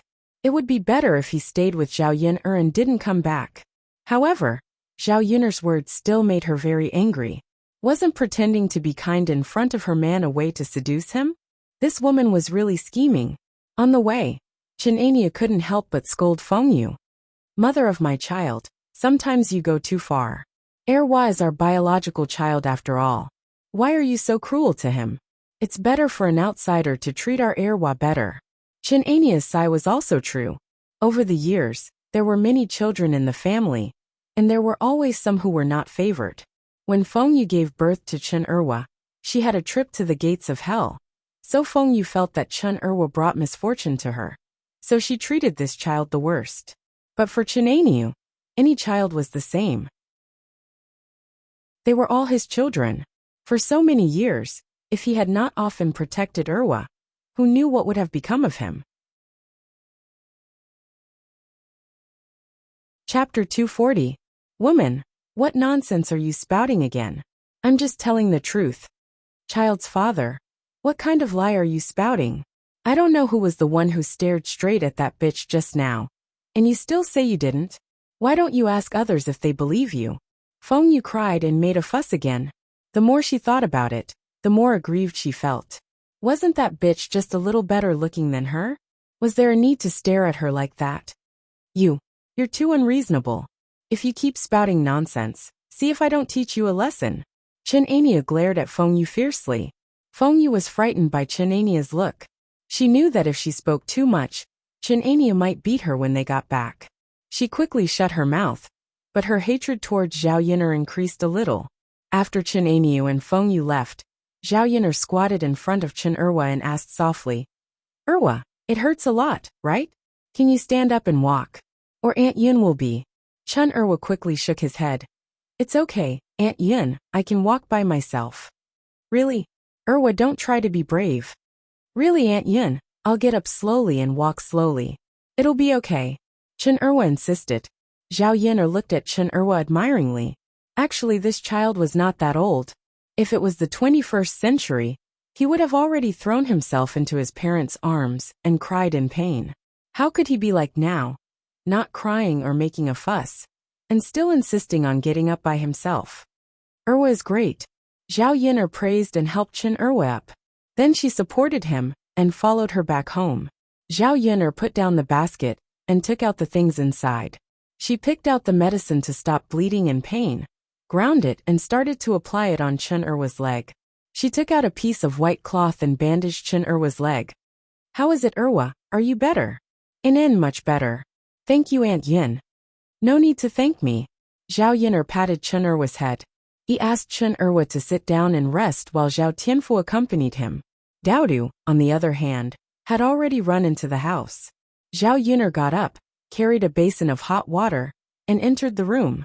After entering, she found Daodu crying in Mu Lianfeng's arms. Mu Lianfeng hugged Daodu and gently patted Daoda's back. Daoda's small body sank into Mu Lianfeng's embrace. It was a little warm. Zhao Yun'er hurriedly asked, Daoda, what's wrong? Zhao Yun could hear Daoda's soft sobs. If the child wanted to cry, shouldn't he be crying in her arms? How did she end up in Mu Lianfeng's arms?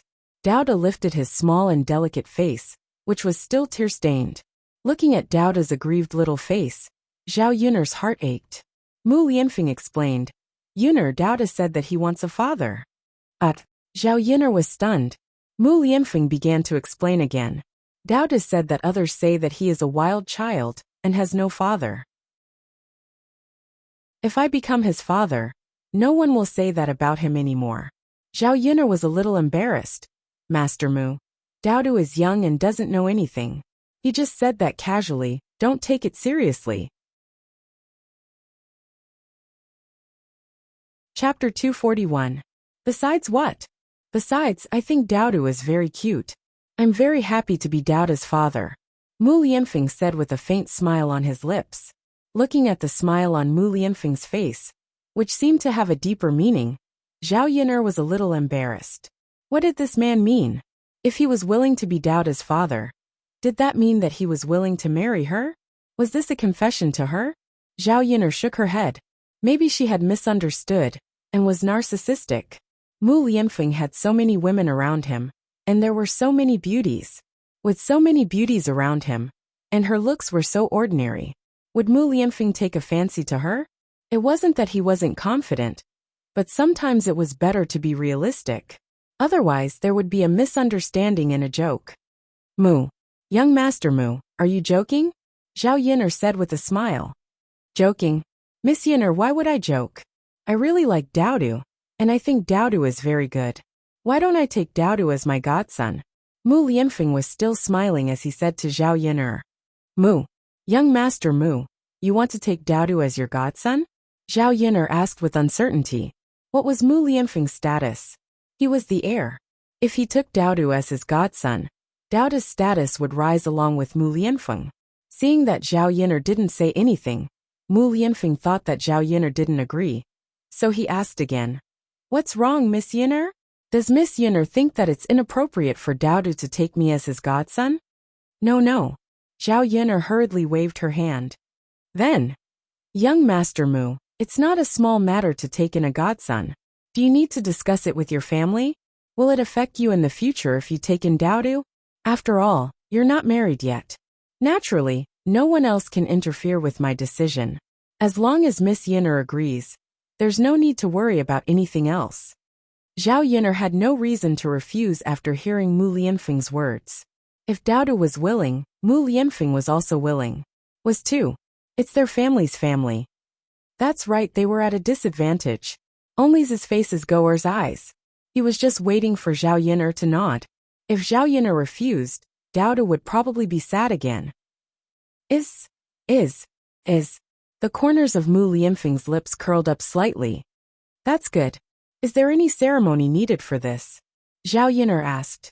The ceremony of the 21st century was probably different from the ancient times.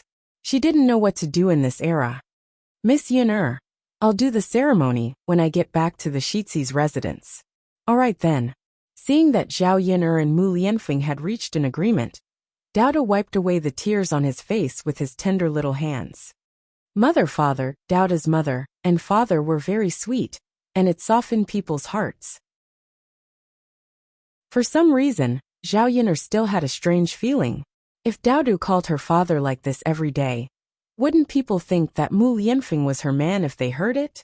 Daodu, Mu Lianfeng patted Daodu's head lovingly. It was rare for him to show fatherly love in his eyes. This kind of feeling was something he had never had before. Chapter 242. Daodu won't be a fatherless child from now on. Daodu is so happy. Daodu said in a soft voice. His pair of beautiful eyes curved into crescents when he smiled. Mother. Then is Uncle Mu considered mother's husband now? Uncle Mu is tall, handsome and rich. Daodu looked at Zhao Yin'er with an innocent face. The corner of Zhao Yin'er's mouth twitched slightly. Children. Were they all so naive? Daodu, it's true that your Uncle Feng is your godfather, but he has nothing to do with mother. Zhao Yin'er hurriedly clarified, afraid that Mu Lianfeng would misunderstand. Daodu's words just now had already made her very embarrassed. She didn't know if Mu Lianfeng would laugh at her in his heart. She secretly glanced at Mu Lianfeng and found that the smile on his face had deepened. Her face slightly reddened. Zhao Yin'er hurriedly shifted her gaze away. Daodu looked at Zhao Yin'er with a puzzled expression. Mother, why is that? Uncle Feng is my father. Come, mother. You are my mother. So wouldn't Uncle Feng be mother's husband? Daodu's deductive ability seemed very strong. But as a child, there were many things that he didn't understand. Daodu, you can't count it like that. You recognize your Uncle Feng as your godfather. So that's between you and your Uncle Feng. If your Uncle Feng wants to become mother's husband, then mother must marry your Uncle Feng. Daodu nodded as if he didn't fully understand. Zhao Yin'er and Mu Lianfeng definitely wouldn't marry Mu Lianfeng, just because Mu Lianfeng was his godfather. Of course, even if she was willing, Mu Lianfeng might not be willing. If Mu Lianfeng agreed, he had the support of the Shizi manor behind him. If those upper-class people knew that Mu Lianfeng had married a village woman, and a village woman with a child, they would probably object. Mother, in that case, won't it be fine if Uncle Feng marries you? Zhao Yin'er was rendered speechless by Doubta's words. How could this child think of such things? Was he really a 3-year-old child? Mu Lianfeng finally couldn't help but laugh. This smile was too beautiful. It was even more charming than a woman's. It had to be said that Mu Lianfeng's face had both the heroic spirit of a man and the beauty of a woman. He had never seen such a beautiful and exquisite face anywhere else. Mu Lianfeng's laughter made Zhao Yin'er feel even more at a loss. Mu Lianfeng was probably laughing at her, right? If he was laughing at her, then so be it. Doubtu, this child, had probably already sold her out. Zhao Yin'er was afraid that the image she left in Mu Lianfeng's heart would be that of a woman who loved money and handsome men. Although in reality, she was more or less such a woman. This Doubtu, you can't speak carelessly. Zhao Yin'er said softly and patted Doubta's head. Mother, can't I? Doubta looked at Zhao Yin'er in confusion. Thinking that this matter should be discussed with Mu Lianfeng, she turned her head to Mu Lianfeng. She said to Mu Lianfeng, Uncle Feng, can you marry my mother? This way, Doubta can have a father, and mother can also have a husband. Zhao Yin'er felt her face twitch fiercely again. Mu Lianfeng's mouth twitched slightly and said to Doubtu, Uncle Feng has no objections. You have to ask your mother. Chapter 243. The corner of Zhao Yin'er's mouth twitched violently. What kind of joke was this? Moreover, Zhao Yin'er did not like others to joke about this matter. Young Master Mu, stop teasing Doubtu. Children will be serious. Zhao Yin'er forced a smile. Miss Yin, do you think I'm teasing Doubtu? Isn't that so? Young Master Mu, could it be that you're serious? It shouldn't be, right? Yin'er still has self-awareness. A proud son of heaven like young Master Mu must marry a peerless beauty. How can someone like me enter young Master Mu's eyes? Moreover, I'm not proficient in the 4 arts. In short, it was just one sentence. She had no talent and no virtue. The difference between Mu Lianfeng and her was too big. It was impossible for the two of them to be together. Mu Lianfeng smiled and did not answer Zhao Yin'er's words. Zhao Yin'er did not know what Mu Lianfeng meant. However, he did not continue this topic, which made Zhao Yin'er breathe a sigh of relief. Doubtu, mother is going to change the dressing for your Uncle Feng. Zhao Yin'er said and began to change the topic. She was afraid that Doubtu would ask this again, which would only make her embarrassed. Oh, then mother will do it. Doubtu quickly retreated. Doubtu was still very concerned about Mu Lianfeng's injury. Zhao Yin'er twisted the towel in the basin and walked to the bed. Young Master Mu, can you take off your clothes? Or should I do it? I'll have to trouble Miss Yin'er. There was a trace of guilt in Mu Lianfeng's tone, but a trace of cunning flashed in his eyes. Zhao Yin'er had to bite the bullet and bandage Mu Lianfeng. After treating the wound, Zhao Yin'er hurriedly ran out of the room. I'm going to cook, Zhao Yin'er said in embarrassment. Looking at Zhao Yin'er's departing figure, the corners of Mu Lianfeng's lips curled up slightly. He said to Doubtu, Doubtu, it seems that your mother doesn't like me. What should I do? Doubtu gave Mu Lianfeng a comforting look. Uncle Feng, don't worry. I think my mother will definitely like you. Oh, you are so confident. Uncle Feng, you are tall, handsome and rich. Of course my mother likes you. Mu Lianfeng didn't know whether to laugh or cry. Will your mother like any other man who has these qualities? Doubtu's eyes turned. He thought for a moment and said, Not really, Uncle Feng. Anyway, I think my mother will definitely like you in the future. Haha. Mu Lianfeng laughed heartily. I hope so. Zhao Yin'er was busy preparing dinner in the kitchen. Zhao Yin'er braised the chicken that she brought back and stir-fried some mushrooms that she had just brought back from the mountain. The pot of chicken and chicken soup was extremely delicious. She also stir-fried a few eggs with green peppers. It was very spicy. Then she added a small vegetable. It was basically wild game. In the 21st century, it was something that couldn't be bought with money. There was rice in the pot that wasn't cooked yet. Zhao Yin'er was about to call the children to eat earlier, when a familiar voice sounded in the kitchen. Sister Yin.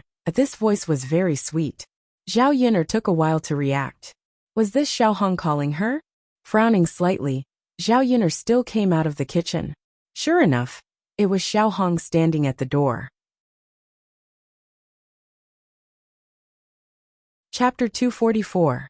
Zhao Yun'er walked over and saw a basket in Xiao Hong's hand. There seemed to be something in the basket. Zhao Yun'er caught a glimpse of a few eggs and became even more curious. Could it be that Xiao Hong had given her these things? What did that mean? Putting away the curiosity in her eyes, Zhao Yun'er walked up to Xiao Hong and asked, "Why are you here?" Zhao Yun'er's attitude was very cold. Zhao Yun'er felt that there was no need to be polite with Xiao Hong, who was a white lotus who had harmed her behind her back. "Sister Yun'er, I'm here to send you something." Xiao Hong put on a smile in the face of Zhao Yun'er's coldness. Then, she handed the basket in her hand to Zhao Yun'er. "Sister Yun'er, here are some eggs, 10 of them, and some brown sugar. Daodu is still young. Give it to Daodu to nourish his body. Sister Yun'er saved me last time, but I didn't have the chance to thank you." From what Xiao Hong said, she seemed to be a kind-hearted person who knew how to repay kindness. But in fact, she was stabbing someone in the back. She really looked innocent and harmless, but her heart was like a snake. If others saw the things that Xiao Hong had sent over, they would indeed feel that it was good. 10 eggs was a rare thing in the countryside, but for Zhao Yun'er, she didn't think much of it now. Moreover, Xiao Hong had suddenly sent her these things. Who knew what she was up to? "You can take it back. I don't lack it." Zhao Yun'er didn't even look at it, and coldly threw a sentence. Xiao Hong was slightly taken aback. Zhao Yun'er was obviously so poor, but she didn't even look at the eggs. It was strange. "Sister Yun'er, what's wrong with you?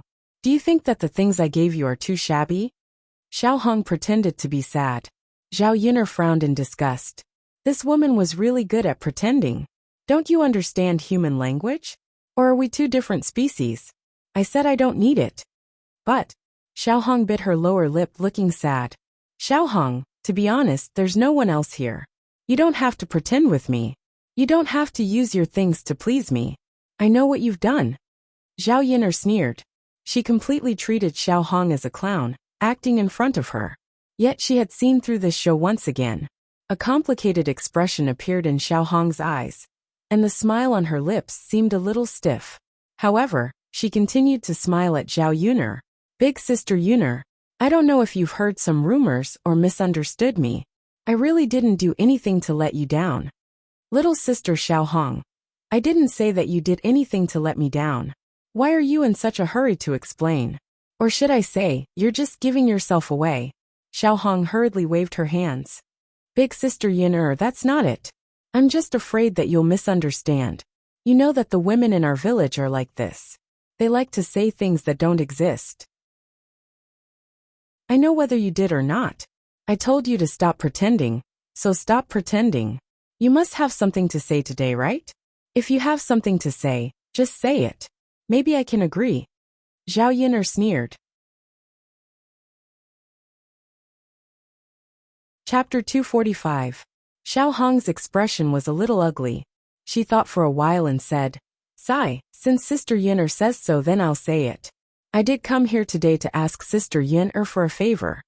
"Then say it." Zhao Yun'er put her hands on her hips. She wanted to hear what Xiao Hong, this white lotus, wanted to say. "Big Sister Yun'er, you also know that girls are more concerned about their own reputation. So I hope that Sister Yun'er won't spread the news that Lu San bullied me. Otherwise, people with ulterior motives will hear it and have other thoughts." After Xiao Hong finished speaking, Zhao Yun'er also understood. So this was what this woman was worried about. Interesting. No wonder she sent things over. It turned out that she was afraid that she would frame Zhao Yun'er in the first place. Then, Zhao Yun'er would use this matter to spread the news and retaliate. Zhao Yun'er finally saw how much Xiao Hong was scheming. However, she wanted to bribe her with such a small thing? Wouldn't that be letting Xiao Hong off too easily? Seeing that Zhao Yun'er didn't say anything and just smiled coldly, Xiao Hong was a little nervous. "Sister Yun'er, can you promise me? I beg you, okay?" Xiao Hong took a step forward. Zhao Yun'er hurriedly stepped back. Since this woman cared so much about her reputation, how could she disappoint her? One day, she would peel off this layer of skin on the surface. "Do you think I'm you?" Zhao Yun'er replied indifferently. However, this simple sentence shut Xiao Hong's mouth. Sister Yun'er. Okay, don't pretend. Take your things and get out of here. Zhao Yun'er urged. Sister Yun'er. Xiao Hong was a little unwilling. However, looking at Zhao Yun'er's attitude, it was obvious that she didn't want to talk to her. Although she was worried that Zhao Yun'er would really sell her out, there was nothing she could do. Then Big Sister Yun'er, I'll take my leave first, Xiao Hong said.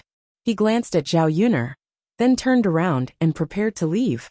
Suddenly, she heard laughter coming from Zhao Yun'er's house. Amidst the laughter, there was a man's voice. Xiao Hong felt that it was a little strange. Why was there a man's voice in Zhao Yun'er's room? Could it be that she brought some wild man back?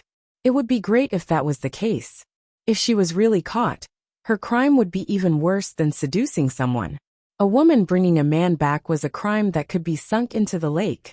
Xiao Hong stretched her head towards Zhao Yun'er's house. Zhao Yun'er asked coldly, "What are you looking at?" "Sister Yun'er, I heard a man's voice. Is there a guest in your house?" Zhao Yun'er immediately understood. Xiao Hong probably heard Mu Lianfeng's voice. "What guest? My brother and son are in the house. What's wrong?" As Zhao Yun'er spoke, she stood in front of Xiao Hong. Xiao Hong retracted her head. Okay then. Sister Yun'er, I'll take my leave." Just as Xiao Hong was about to leave, Zhao Yun'er saw Lu Lei walking over from not far away. An idea flashed through her mind. Since Xiao Hong, this white lotus, wanted to frame her, then she would let Xiao Hong know what it was like to be framed. An eye for an eye. Chapter 246. Ouch, Zhao Yun'er cried out in pain. Lu Lei saw it from afar, and immediately ran over. "Yun'er, how are you? Are you okay?" Zhao Yun'er squeezed out a tear from her eye and said to Lu Lei, "I'm fine." Lu Lei frowned. How could she be fine after falling so hard? Of course, he didn't believe that Lu Lei would fall when he was fine. He seemed to have seen Xiao Hong push her just now. "Yun'er, how did you fall?" Lu Lei asked with a guess in his heart. "I fell down myself," Zhao Yun'er said, but she glanced at Xiao Hong. This feeling of wanting to cover up made Lu Lei even more certain that Xiao Hong pushed her. He turned to Xiao Hong coldly and said to her, "Xiao Hong, how many more times are you going to play such vicious tricks? How did Yun'er offend you? You've harmed her time and time again. The first time, you framed her for pushing you into the river, causing Yun'er to be misunderstood and scolded. The second time, you spread the rumor that Yun'er seduced Lu San, and Yun'er was scolded even more severely by the villagers. If she hadn't clarified it later, who knows what her reputation would have become in the future. Now you pushed Yun'er. Just how vicious is your heart?" Lu Lei naturally knew that Xiao Hong was targeting Zhao Yun'er because of him. Xiao Hong thought that the person he liked was Zhao Yun'er, so she kept targeting Zhao Yun'er. In that case, he was the one who had implicated Zhao Yun'er. Xiao Hong was taken aback by Lu Lei's sudden words. Her eyes instantly turned red. Was she such a woman in Lu Lei's eyes? Xiao Hong hurriedly said, "Brother Lu, no, I didn't push her." Xiao Hong wasn't stupid. She understood that Zhao Yun'er had framed her. This B***TCH actually knew how to frame others. Xiao Hong had never been wronged like this before, so she was naturally indignant. "Who else could it be but you? Are you saying that Yun'er is framing you?" "Big brother Lu, believe me. It was Zhao Yun'er who framed me. I didn't push her." Xiao Hong was a little anxious. After all, she liked Lu Lei. If Lu Lei misunderstood her as such a woman, Lu Lei probably wouldn't like her anymore. When Lu Lei's back was facing Xiao Hong, Zhao Yun'er revealed a smug smile to Xiao Hong, deliberately provoking Xiao Hong. As expected, Xiao Hong was so infuriated by Zhao Yun'er that she lost her rationality. She rushed to Zhao Yun'er and pointed at Zhao Yun'er's nose. "B***TCH, you framed me. Why did you frame me?" Zhao Yun'er pretended to be scared and hid behind him. She looked very scared. "Little sister Xiao Hong, when did I frame you? You speak with your conscience. I said something about being cold to you just now." Zhao Yun'er's tone sounded very aggrieved. However, there was a flash of slyness and smugness in her eyes. Seeing Xiao Hong's flustered and exasperated look was really satisfying. She should have known that a woman like Xiao Hong didn't care about other things. She only cared about Lu Lei's attitude. If Lu Lei's impression of her was any worse, it would be worse than beating her up. After all, no woman wanted to leave a bad impression in front of the man she loved. Chapter 247. Big Brother Lu. Why don't you believe me? Believe Zhao Yin'er. I really didn't push her. She deliberately fell down in front of you, to make you think that I pushed her. Zhao Yin'er, what are you thinking? Xiao Hong felt like she was going crazy. How could she be so pitiful to be targeted by Zhao Yin'er? And Zhao Yin'er really wasn't as soft and easy to bully as she thought. Enough. Lu Lei said coldly. Xiao Hong, I know better than you what kind of person Yin'er is. I hope you won't hurt Yin'er again. Otherwise, I won't be polite to you. Facing Lu Lei's coldness, Xiao Hong knew that Lu Lei didn't want to believe her at all. His heart was completely on Zhao Yin'er's side. Xiao Hong wasn't such a stupid woman. She knew that the more she didn't admit it, the more people would say that Zhao Yin'er framed her. Then, the more Lu Lei would side with Zhao Yin'er, the more he would hate her. So now, she could only retreat in order to advance. She didn't want to fall out with Lu Lei. Zhao Yin'er Xiao Hong glared at Zhao Yin'er angrily. She gritted her teeth and then said to Lu Lei, Big Brother Lu, I'm sorry. I was too agitated. Maybe I accidentally pushed Sister Yin'er. I really didn't mean to hurt her. Sister Yin'er is so nice. Why would I push her? Xiao Hong instantly became a pitiful white lotus again. Zhao Yin'er looked at Xiao Hong a few more times. It seemed that this woman was quite smart. She didn't force it. Knowing that Lu Lei didn't believe her, she softened and said that. Sure enough, Lu Lei's tightly furrowed brows relaxed a little. Lu Lei's emotions were quickly captured by Xiao Hong. Thinking that this method was feasible, Xiao Hong continued. Sister Yin'er, I really accidentally touched you. Can you forgive me? I'll be careful in the future. Lu Lei still somewhat believed that Xiao Hong really pushed her. But Xiao Hong's attitude made him feel that it was okay. Apologizing after bullying someone meant that he at least knew that he was in the wrong. Zhao Yin'er smiled coldly and said to Xiao Hong, Little sister Xiao Hong must be joking. How could I blame you? After all, you were careless. Just be more careful in the future. There was a warning in Zhao Yin'er's words. If Xiao Hong dared to provoke her again, her acting skills wouldn't be any worse than hers. If worst came to worst, she would accompany her to the end. She didn't believe that she couldn't win against a white lotus. Xiao Hong pursed her lips. Thank you, Sister Yin'er. I'll be careful next time. Xiao Hong looked at Lu Lei again. Seeing that Lu Lei's face was still cold, she sighed. She didn't know how Lu Lei would treat her in the future. She only hoped that this time, she wouldn't leave a bad impression in Lu Lei's heart. As for Zhao Yin'er, if she had the chance, she would definitely take revenge. Big Brother Lu, Big Sister Yin'er, if there's nothing else, I'll take my leave, Xiao Hong said. Zhao Yin'er pretended not to hear and ignored Xiao Hong. Lu Lei responded indifferently. His attitude was also very cold. Seeing that Xiao Hong had left, Lu Lei asked with concern, Yin'er, how are you? Are your injuries serious? It's all my fault. If it weren't for me, Xiao Hong wouldn't have targeted you. Zhao Yin'er shook her head. It's okay, Brother Lei. I just fell. I'm not injured. Oh right, why did you come here? Chapter 248. Of course, this was only one of the reasons. Another reason was that she wanted to come over and see Zhao Yin'er. She would only feel comfortable if she could see Zhao Yin'er from time to time. I don't need any help here, Zhao Yin'er said. What she said was the truth. And she didn't want to have too much to do with Lu Lei. There was a trace of disappointment in Lu Lei's eyes. No.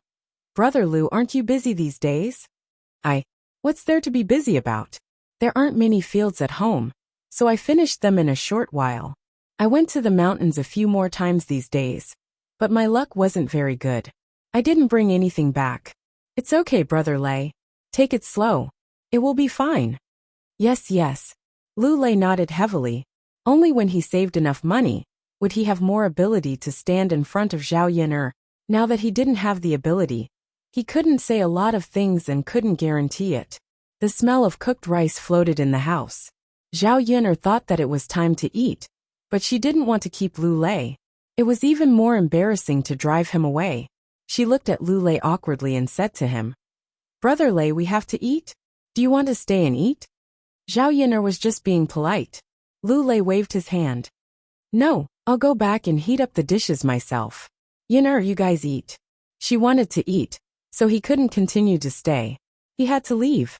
Looking at Lu Lei's back, Zhao Yun'er breathed a sigh of relief. She turned around and prepared to go into the house to move the table out. In the house, Mu Lianfeng retracted his gaze from the crack of the door and quickly lay down on the bed. Naturally, he saw the series of things that Zhao Yun'er did just now. Mu Lianfeng's mouth held a smile. He was more and more interested in Zhao Yun'er. It seemed that Zhao Yun'er was still a little different from what he knew. This woman was very interesting. She would occasionally play tricks, but in his eyes, he felt that she was abnormally cute. Sometimes it was good for women to be like this. He had seen too many innocent and harmless flowers that needed to be protected. He admired Zhao Yun'er even more. At least others wouldn't bully her too much. As soon as Zhao Yun'er entered the room, she saw Mu Lianfeng lying on the bed thoughtfully. She hurriedly moved the table out and ate in the courtyard later. Even if it was Chen Erwa, Zhao Yun'er still didn't want Mu Lianfeng to be seen by others. After moving the table out, Zhao Yun'er called the children to start eating. When the dishes were served, Chen Erwa's eyes were glued to them. How could there be such good dishes? He had never eaten anything like this before. "Come on, hurry up and eat. It won't taste good when it's cold," Zhao Yun'er said. The three children leaned over the table and didn't feel too restrained. At first, Chen Erwa was embarrassed. But seeing Daodu and Zhao Tianfu eating happily, he slowly let go and began to eat. The pheasant was even more delicious with mushrooms. Whether it was meat or mushrooms, it was so delicious that they wanted to swallow their tongues. Zhao Yun'er let the children eat first. She scooped a bowl of rice, picked up some food, and brought it to Mu Lianfeng. Mu Lianfeng continued to lie on the bed to rest. After Zhao Yun'er came in, she immediately closed the door. "Gongzi Mu, it's time to eat." Zhao Yun'er's clear voice sounded. Chapter 249. At this moment, only Zhao Yun'er and Mu Lianfeng were left in the room, and the atmosphere became ambiguous again. Zhao Yun'er knew that Mu Lianfeng still needed some time to recover from the injury on his hand, so she personally fed Mu Lianfeng. When Mu Lianfeng was in the Shitzi estate, he didn't eat a lot of game. Moreover, the game prepared by the Shitzi estate's chef wasn't even half as good as Zhao Yun'er's.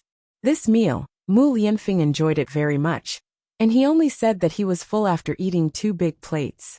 After feeding Mu Lianfeng, Zhao Yun'er was about to go eat by herself, when Mu Lianfeng suddenly called out to Zhao Yun'er, "Miss Yun'er, what's wrong?" "Miss Yun'er, were you and Daodu often bullied in the village?" Mu Lianfeng suddenly asked. Zhao Yun'er felt that Mu Lianfeng's question was a little strange. After all, she didn't understand why he would ask such a question. "It's all right," Zhao Yun'er's mouth twitched. Zhao Yun'er was pitiful in the past, but she wasn't. After she replaced the original owner, she wasn't as easy to bully as before. "Did Daoda's father really pass away, or did he leave? Why isn't he by your side?" Daoda said that he hasn't seen him since he was young. Mu Lianfeng remembered that Zhao Yun'er had said that Daoda's father had passed away, but after observing for a while and hearing Daoda's words, he more or less understood. Daoda's father probably wasn't really dead, and this irresponsible man got Zhao Yun'er pregnant and then abandoned her. He didn't even care about his own son. He really looked down on this kind of man. "Why are you asking this, young Master Mu?" Zhao Yun'er replied. Zhao Yun'er's emotions could not be heard from her tone. I'm just asking." Mu Lianfeng pursed his lips and looked at Zhao Yun'er with a trace of heartache. It was only when he truly lived with Zhao Yun'er that he understood how difficult it was for Zhao Yun'er to raise a child alone. Not to mention the living conditions. This weirdo would come knocking on his door every 2 to 3 days. It was really tiring. In the end, Zhao Yun'er was still a woman. Without a man by her side, others would think that she was easy to bully. If she had a man by her side to protect her, she wouldn't have to suffer so much. Zhao Yun'er was silent for a moment. Then a bitter smile appeared at the corner of her mouth. "You may not believe it, but it's true. I don't know who Daoda's father is either." Mu Lianfeng was surprised for a moment. He knew that there must be something going on here. Zhao Yuner didn't say anything, so he couldn't ask in detail. Then, Miss Yuner, have you ever thought of remarrying? If you remarry, Dowda will really have a father, and you and your son will have a guarantee for your lives. Mu Lianfeng continued. Zhao Yuner felt that Mu Lianfeng's question was getting stranger and stranger. What did he mean by this? Young Master Mu, what kind of man do you think I can find with my conditions? If I marry a worse man, wouldn't my life be ruined? I think it's pretty good now. With Dowdu, as long as I work hard in the future, my life will definitely get better and better. Don't you think so, young Master Mu? Zhao Yuner said this to show her strength.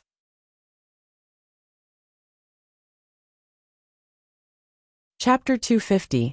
Mu Lianfeng also smiled at Zhao Yuner and nodded, agreeing with Zhao Yuner's words. He really wanted to tell Zhao Yuner that he was actually willing to marry her and take good care of them. He didn't say this sentence because he wasn't sure. After all, he didn't have complete control over his marriage.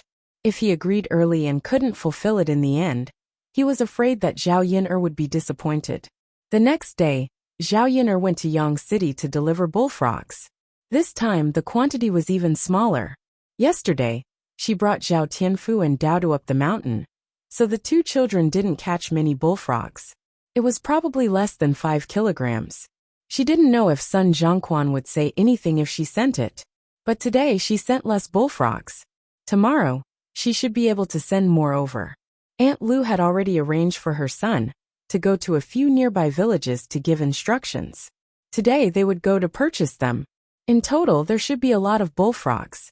What surprised Zhao Yuner was that when she went to Yang City today, Qin Hailan came again. It was really a little abnormal for her to enter the city for 2 consecutive days.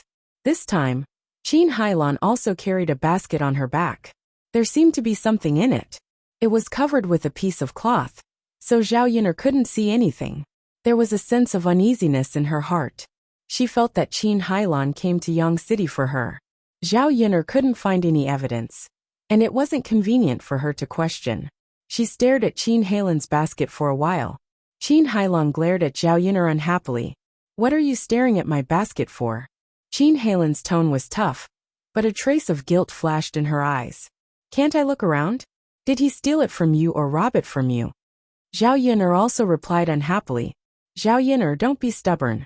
Qin Hailan huffed. I'm too lazy to argue with you. Zhao Yuner rolled her eyes at Qin Hailan and looked away. When they reached Yang City, Zhao Yuner got off the ox cart and went straight to the restaurant. He gave bullfrog to Sun Zhongquan. Sun Zhongquan looked at the things Zhao Yuner sent over and couldn't help but sigh. Miss Yuner, the bullfrogs are selling better and better, but you're sending less and less bullfrogs. This is really making things difficult for me. They ordered so much every day. Even if they didn't ask Zhao Yuner to send more, they couldn't possibly send less. Shopkeeper, I'm sorry. I didn't deliver enough today. I'll definitely be able to send more tomorrow. Zhao Yuner said somewhat apologetically. She could understand Sun Zhongquan's difficulties. If she could send more, she would definitely want to send more. After all, the more she gave, the more money she could earn. This thing was priced by weight. She wasn't so stupid that she didn't know how to earn money. Sun Zhongquan didn't know if Zhao Yuner was telling the truth or just comforting words. He could only sigh and shake his head. All right then. Miss Yuner, I hope you can send more. Sun Zhongquan gave Zhao Yuner the money, and Zhao Yuner left the restaurant. Not long after Zhao Yuner left, Qin Hailan strolled to the front of the restaurant. She wanted to go in, but was stopped by the restaurant's waiter. Qin Hailan was dressed in rags. It was obvious that she was someone who couldn't afford to spend money in the restaurant. The waiter wouldn't casually let people into such a high-class restaurant. Qin Hailan naturally didn't think of this situation, but she had an idea. She said to the waiter, "Little brother, Zhao Yuner asked me to come. Do you know Zhao Yuner?"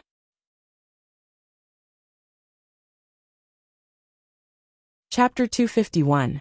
As waiters of the restaurant, they all understood how the business of the restaurant became so popular. If it weren't for Zhao Yuner sending bullfrog over as the main dish of their restaurant, How could the business suddenly become so popular? Little brother, Zhao Yin'er asked me to come over. Qin Hailan smiled embarrassedly. The restaurant waiter looked at Qin Hailan suspiciously and replied, Yin'er just left. How could she ask you to come over? If you came over, shouldn't the two of you be together? Little brother, wasn't I delayed by something? I have something to send over. Your shopkeeper will know when he sees it. The restaurant waiter didn't think too much. Anyway, it was fine to let this woman see the shopkeeper. So he said faintly, then come in. Follow behind me. Don't run around. Got it. Qin Hailan followed the restaurant waiter and entered the restaurant. She had been staying in the countryside, so she didn't know much. It was the first time she came to such a luxurious place. She couldn't help but sigh. The rich people in this city were so good. They could even come to such a good place to eat. Naturally, this place was so luxurious. Zhao Yin'er came here. She probably made a lot of money here. But it didn't matter. When she did this business, there would be an endless amount of money waiting for her to earn in the future. The restaurant waiter brought Qin Hailan to see Sun Zhongquan. Sun Zhongquan glanced at the woman who didn't have any special features and asked faintly, What are you here for? Shopkeeper, I want to do business with you, Qin Hailan said with a smile. Her smile seemed to be trying to curry favor with the shopkeeper. Sun Zhongquan didn't drive her away immediately this time. Instead, he listened to what Qin Hailan wanted to do. Say it. Shopkeeper, I want to sell you something. It's the same as what Zhao Yin'er sent over. Qin Hailan said and quickly took out the thing in the basket. Then she put it in front of Sun Zhongquan. Shopkeeper, this thing is called bullfrog, right? Take a look. Is it the same as what Zhao Yin'er sent over? Sun Zhongquan glanced at it. It really was a bullfrog that had been peeled. It was the same one that Zhao Yin'er had sent over. Sun Zhongquan's heart was filled with joy. His restaurant lacked such things, so the more people gave him the better. How could he not accept it? Sun Zhongquan suppressed the excitement in his heart and calmly talked business with Qin Hailan, showing that he didn't want to buy it. This sister-in-law, your gift is indeed the same as Miss Yunner's gift. However, I have signed a contract with Miss Yunner beforehand. I will only accept gifts from her. Qin Hailan understood what Sun Zhongquan meant. It wasn't easy for her to come across a chance to make money. How could she let it go? Thus, she began to torment Sun Zhongquan. Shopkeeper, you see, although you've signed the document, you've accepted my things. If you don't say anything and I don't say anything, Zhao Yin'er won't know. So, how much did Zhao Yin'er give her? Just give me half of it. Qin Hailan lowered the price very much. She really didn't know the price that Sun Zhongquan gave to Zhao Yin'er. Sun Zhongquan listened and pondered for a moment. Lowering the price by half would save him a lot of costs. In addition, the amount that Zhao Yin'er sent over was not enough. All in all, he made a profit. Chapter 252. Qin Hailan was overjoyed and kept saying, Manager, thank you. You're really a good man. Sun Zhongquan curled his lips and smiled meaningfully. This was because other restaurants didn't know the practice of bullfrogs. If Qin Hailan sent it to other restaurants would probably pay a higher price if they knew it was bullfrogs. Sun Zhongquan thought for a moment and said to Qin Hailan, If you have any goods in the future, just send it to me. Don't go to other restaurants to ask. No one will buy it except me. Qin Hailan also thought carefully and believed Sun Zhongquan's words. This was not a good thing. There were a lot of bullfrogs in the countryside. If they could be sold everywhere, wouldn't they have been snatched up long ago? She guessed that every family in the village had gone to catch them. Got it, manager. I'll definitely send it to you as soon as I have it. Qin Hailan said with a smile. Well, come with me. Let's settle the bill. Sun Zhongquan said. Okay. Qin Hailan excitedly followed Sun Zhongquan's steps. Qin Hailan had a total of 12 caddies of bullfrogs left. So Sun Zhongquan settled the bill for 120 coins. When Sun Zhongquan handed the money to Qin Hailan was suddenly stunned. She counted and found that there were 120 coins in total.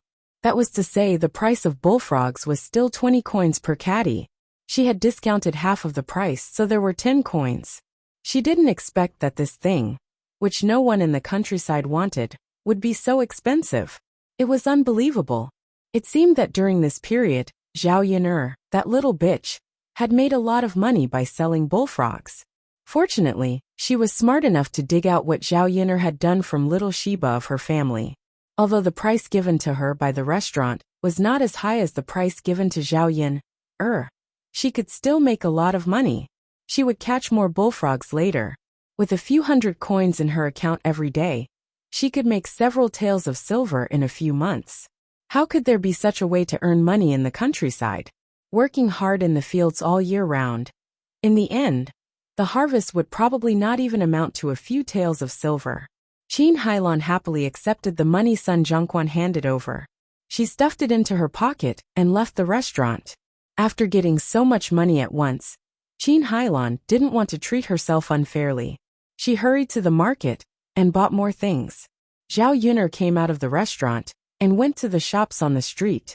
She looked around to see if there was anyone selling quilts. The blankets in the house were already very thin to begin with. She and Daodu couldn't even cover themselves with them. Mu Lianfeng was sleeping with them, so the blankets were even thinner. It was too cold at night, so she couldn't help but lean closer to Mu Lianfeng. Zhao Yun'er was afraid that if she slept soundly tonight and woke up in Mu Lianfeng's arms the next day, it would be awkward. In ancient times, quilts were made of cotton balls. Generally, people who grew their own cotton at home could send their cotton to be processed and made into quilts for a processing fee. There were also ready-made quilts that were bought directly. Fortunately, the business in Yang City was prosperous, and there were all kinds of things. Quilts were also easy to buy. However, quilts were not sold in the new street, but in some shops in remote locations. Zhao Yun'er searched for a long time before she found it.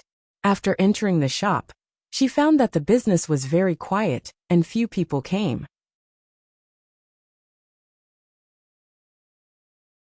Chapter 253. Those who wanted to buy a quilt now were probably like Zhao Yun'er. Their families were in a hurry to use it. Also, on normal days, when the family held a wedding, the slightly wealthier families would buy a few new quilts for their daughter's dowry. Apart from winter, this was how the business of the quilt shop came about. After Zhao Yun'er entered the house, an old lady in her 50s or 60s came over. She went up to Zhao Yun'er with a smile and asked if she wanted to buy a quilt. "Granny, what's the price of your quilt?" Zhao Yun'er asked. The old lady chuckled and said, "Little girl, there are a total of 3 quilt shops in Yang City. Don't worry, my shop is the cheapest. If you don't believe me, you can go to the other 2 shops and ask for the price." As the old lady spoke, she brought Zhao Yun'er to look at her quilt. She pointed at the quilt and said to Zhao Yun'er, "This quilt is new. It's made from the cotton that was just harvested this year. It's warm. It's 22 copper coins per caddy. This one is made from last year's cotton. It's 20 copper coins per caddy. Miss, take a look. Do you want to buy this year's new quilt or last year's?" Zhao Yun'er stared at the quilt for a while. The quilt was made at a different time, but they were all new. The white quilt was obviously very warm. When Zhao Yun'er heard the old lady's words, she felt that she was doing business with integrity. After all, if she didn't say it out loud, who knew if it was made this year or last year? A caddy of quilt costs so much. There were both thick and thin quilts here. There were 5 caddies, 7 caddies, and 10 caddies. Zhao Yun'er planned to buy 3 quilts to bring back. 1 for the bottom, 1 for the top, and 1 for the top. Then she would buy a thin one. When the weather became warmer, she could change out the thick quilt and cover the thin one. 7 caddies of quilts would be enough. 1 for the thick and 1 for the thin ones, which added up to a total of 22 caddies. "Granny, get me this year's new quilt. I want this, and this." Zhao Yun'er pointed at the quilt. The old lady smiled and said, Okay. I'll get it for you." The old lady folded the 3 quilts neatly and tied them together with a thick rope. "Miss, this is good. Can you carry it?" The old lady looked at Zhao Yun'er's thin and small body. She didn't look like someone who could carry things, so she asked with some concern. Zhao Yun'er lifted it a little. 22 kilograms was not too heavy for her. She could carry it with one hand. "I can carry it. Grandma, you don't have to worry about me. The old lady nodded. That's good. Then young lady, please settle the bill. This new quilt costs 22 copper coins per caddy. That's a total of 22 caddies. So it's 484 copper coins. Young lady, since you've bought 3 beds at once, I'll charge you 460 copper coins. It was a discount of 24 copper coins. This could be considered a great discount. Just as Zhao Yun'er was about to say thank you, a woman rushed out from the inner room and scolded the old lady. You damned old lady. I just went to the courtyard to take a dump. I let you take a look. Is this how you do business? All of a sudden, we're short of 24 copper coins. How can we continue to run this shop? Do you really think that money comes from nowhere?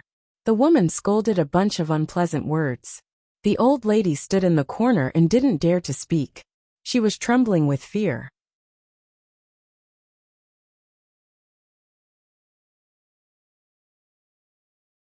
Chapter 254.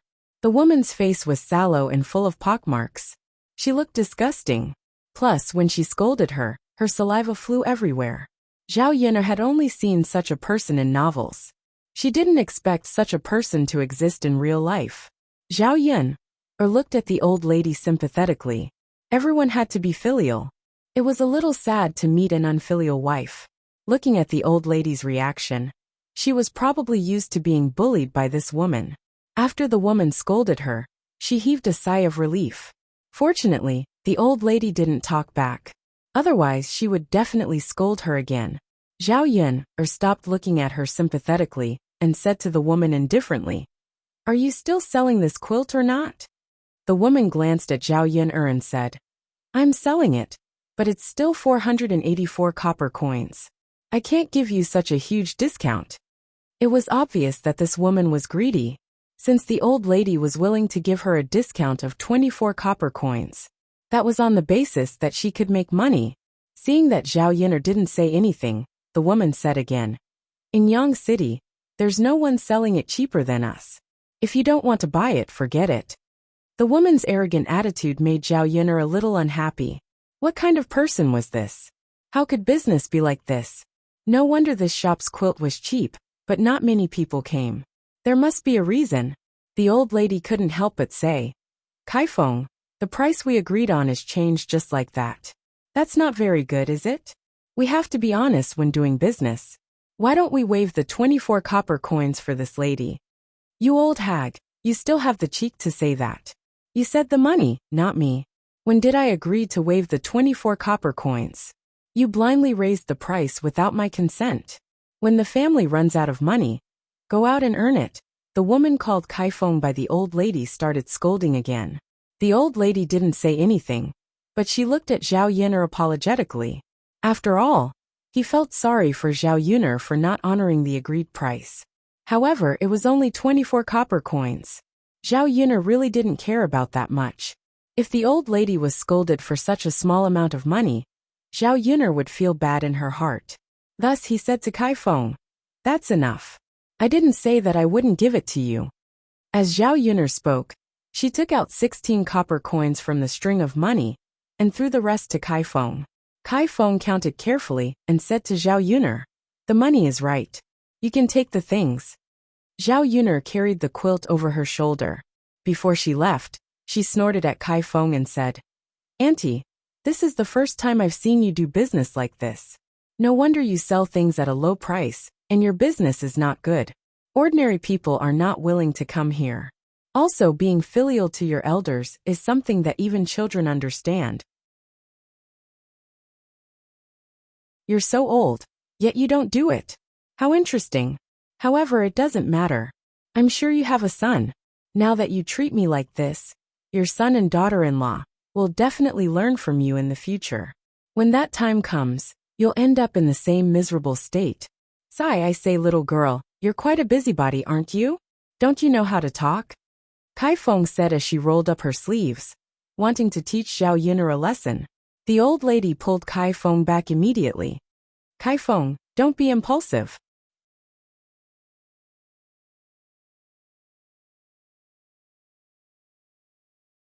Chapter 255. She hoped that she would not encounter such things in the future. Otherwise, she would probably want to meddle in it again. Zhao Yin'er went to the market to buy some meat and vegetables. The vegetables at home had not grown yet. She could not keep eating other people's vegetables. The cheapest vegetable she bought in Yang City only cost 1 copper coin. It was still very cost-effective. After buying the vegetables, Zhao Yin'er was ready to go back. Suddenly, there was a crowd in front of her. Zhao Yin'er saw that it was still early, so she went over with the mentality of watching a show. Squeezing into the crowd, she saw a man in his 20s flirting with a girl. The girl was only in her teens. She looked very delicate and pretty. Beside the girl was an old man. He looked very sick. There were a few attendants behind the man. Judging from his clothes, he should be relatively rich. But his appearance was really a little indescribable. He had a face full of pockmarks. His eyes were so small that they could not be seen. He also had a mouth full of buck teeth. His body was thin and short. At first glance, he looked very ugly. Zhao Yin'er asked the people who were watching the show at the side. She asked, "What happened?" "Sigh. I heard that this old man lost money in gambling. Then, he owed this young master 50 taels of silver. Now that he can't change the money, the other party wants to capture the old man's daughter and use her to repay the debt." Zhao Yin'er nodded. The legal system in ancient times was not as perfect as the current one. Generally, when one owed money, it was very normal to use the family's children to repay the debt. So it was best not to get involved in gambling. Otherwise, it was very likely that the family would be ruined. This old man looked pitiful, but also hateful. If it were not for his actions back then, his daughter would not be like this. The man's subordinates lifted the girl up and looked like they were going to drag her away. The girl cried like an apricot flower in the rain. She looked very pitiful as she shouted at the old man on the ground. "Father, father, save me." The old man was so anxious that he began to cry. He said to the man, "Young Master Meng, when did I owe you 50 taels of silver? This old man has never gambled for so many years." "I've never gambled. I just wanted to live a good life with my little Feng. But this young Master Meng took a fancy to my little Feng and wanted to buy her as a concubine. I didn't agree. After all, I only have one daughter. No matter what, I can't let her suffer such grievances in the future. That's why Lord Meng framed me for losing 50 taels of silver in his bank." Saying that, the old man sobbed. He wiped the tears from the corners of his eyes and continued, "Everyone, please help me. I don't want my daughter to be ruined like this." After the old man finished speaking, the crowd began to discuss. Some people who knew the old man said, "Uncle Chun is a very honest man. I've never seen him gamble before. It seems that this matter is really strange. Does that mean that young Master Meng used this as an excuse to steal Uncle Chun's daughter? Right? Uncle Chun is so pitiful. Why don't we help him?"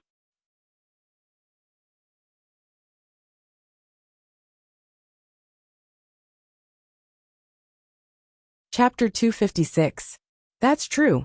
If we offend young Master Meng, we won't be able to survive in Yang City anymore. Many people sympathized with Uncle Chun, but facing young Master Meng, they were afraid of causing trouble for themselves, so they didn't go forward. Young Master Meng's subordinate walked up to Uncle Chun and grabbed him by the collar.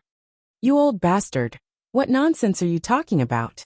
Our young master said that you owe 50 taels of silver, so you owe 50 taels of silver." Uncle Chen's thin and weak body couldn't compare to those trained subordinates. Zhao Yin'er was instantly enraged. Damn it, this was robbing a woman on the street. Originally, she was afraid of causing trouble and didn't want to interfere, but she couldn't control her impulse. She was a police officer and had been a police officer for many years. Some habits weren't easy to change. In her eyes, this was no different from the trouble in the 21st century. If she didn't stop it, she was afraid that someone would die.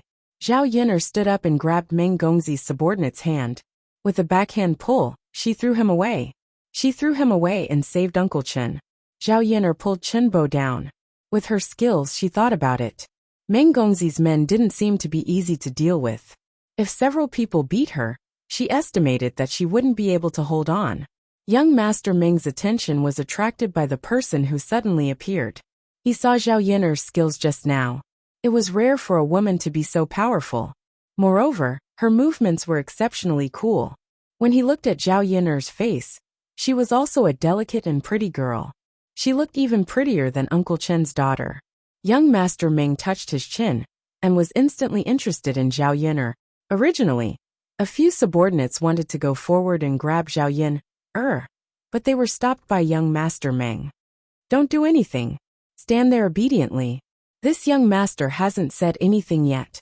If you scare the little girl, you'll suffer. Young Master Ming scolded his subordinates. Yes, master. After reprimanding his subordinates, young Master Ming smiled at Zhao Yun'er and asked, Young lady, what are you doing here? Contrary to Zhao Yun'er's expectations, this young Master Ming was actually very polite to her. Frowning, Zhao Yun'er said coldly, Of course I couldn't stand it anymore. That's why I came over to ask. Why are you bullying people like this? Do you think you can steal someone else's daughter just because you're rich and powerful? Young lady, what you're saying is wrong. What do you mean that I'm relying on my wealth and power to snatch someone else's daughter? That's because this old man owes me 50 taels of silver. Now that he doesn't have the money to pay it back, isn't it right to compensate for his daughter? Young Master Ming raised his eyebrows and patiently explained to Zhao Yun'er. You said that he owes you 50 taels of silver, so he owes you 50 taels of silver? Everything requires evidence. If you can take out the documents in front of everyone, you can naturally take this person away. Zhao Yun'er said. Young Master Ming smiled. His smile was somewhat despicable. He carefully looked at Zhao Yun'er. So many people didn't stand up for him, but this woman did. Her words were clear and organized. She was really an interesting person.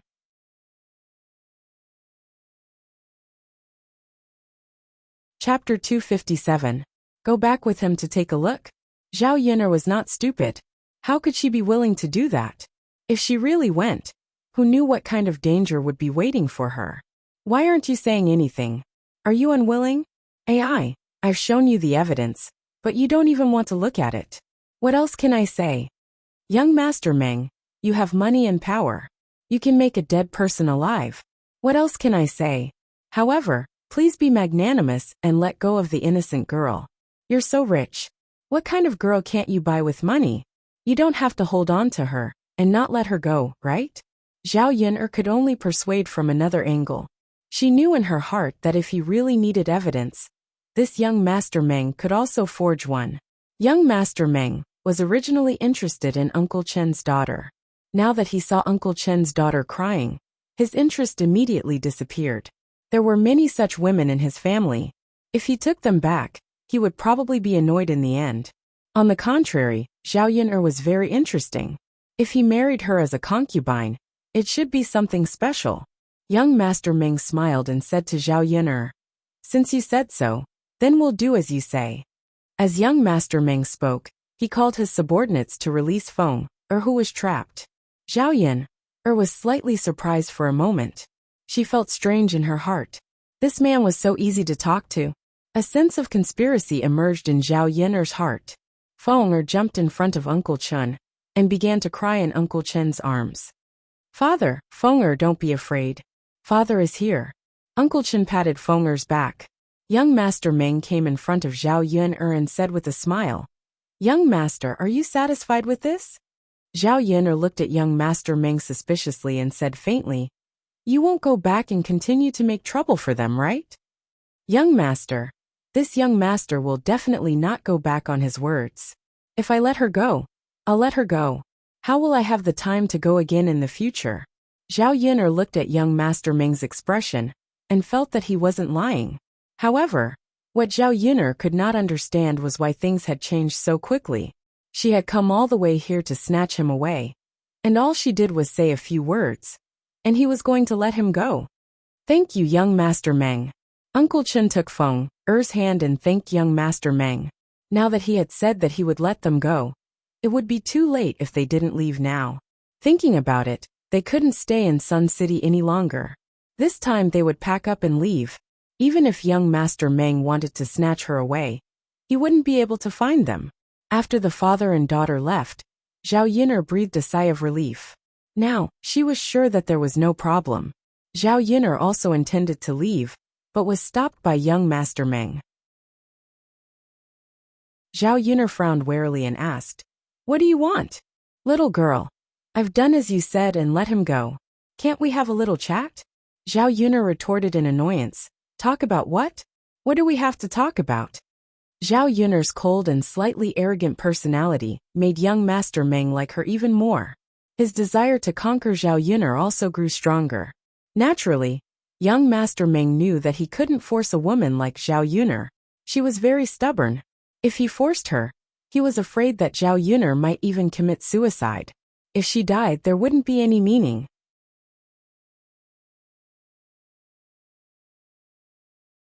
Chapter 258.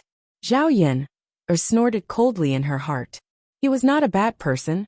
Would she believe him? Young Master Meng, that's just how I am. Don't treat me like an outsider.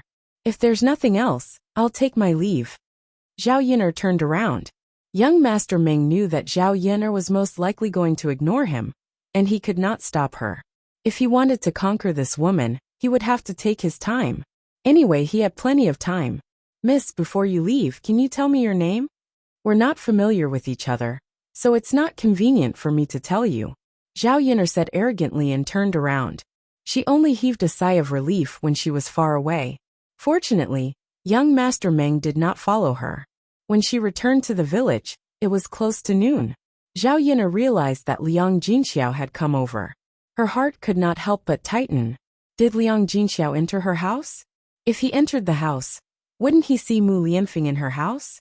Zhao Yin'er braced herself and walked over. Liang Jinxiao and a few other children were sitting on a big rock in the courtyard. Dao was snuggling in Liang Jinxiao's arms. "Mother, why are you here?" Zhao Yin'er walked over and asked. "Nothing big. We're having a wedding in 2 days. Your grandfather asked me to come over and inform you. You can attend the wedding then." Zhao Yin'er was curious. "Mother, is there a wedding in our old Zhao family?" "They're having a wedding." Liang Jinxiao nodded and said, "It's your eldest cousin brother, Zhao Tianlong." Now that he was married, what other joyous occasion was there to celebrate? Liang Jinxiao then explained, "Your eldest cousin brother has fought for our old Zhao family this time. He was selected by the academy and will be sent to the capital to further his studies in half a month. I have an 80% chance of becoming a high scholar in this year's imperial examinations." The study that Liang Jinxiao mentioned was a policy of Yangqing County.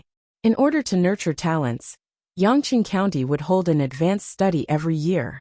A few talents would be selected from all the academies in Yangqing County and sent to the capital. They would find the best teachers there and undergo a few months of intensive training before the examination. Normally, there would be a limited number of places in the academies. Most academies might not even be able to accommodate one person. However, once selected and trained in the capital, the chances of becoming a high scholar would be greatly increased. Many people in Sun City had passed the imperial examination and become a high scholar through this round of advanced studies. Then, they rose through the ranks and made a fortune. Who would have thought that Zhao Tianlong would have some ability? Come to think of it, she had never seen Zhao Tianlong with her own eyes after coming to this world for so long. "All right, mother, I'll go to the wedding banquet." Liang Jinxiao nodded and then asked about Zhao Yin'er's situation. He only relaxed after confirming that Zhao Yin'er's family was doing well. "All right, Yin'er, it's a good thing that your eldest cousin brother is studying. The government will pay for part of the expenses, but you have to pay for it too. You have to prepare at least 20 taels of silver for your eldest cousin brother when the time comes. Now that he has to study for Tianfu, the family is in a mess. So the farm work at home is almost done. Your father is preparing to go to Sun City with Tianan to find some odd jobs. Mother, won't it be too tiring?"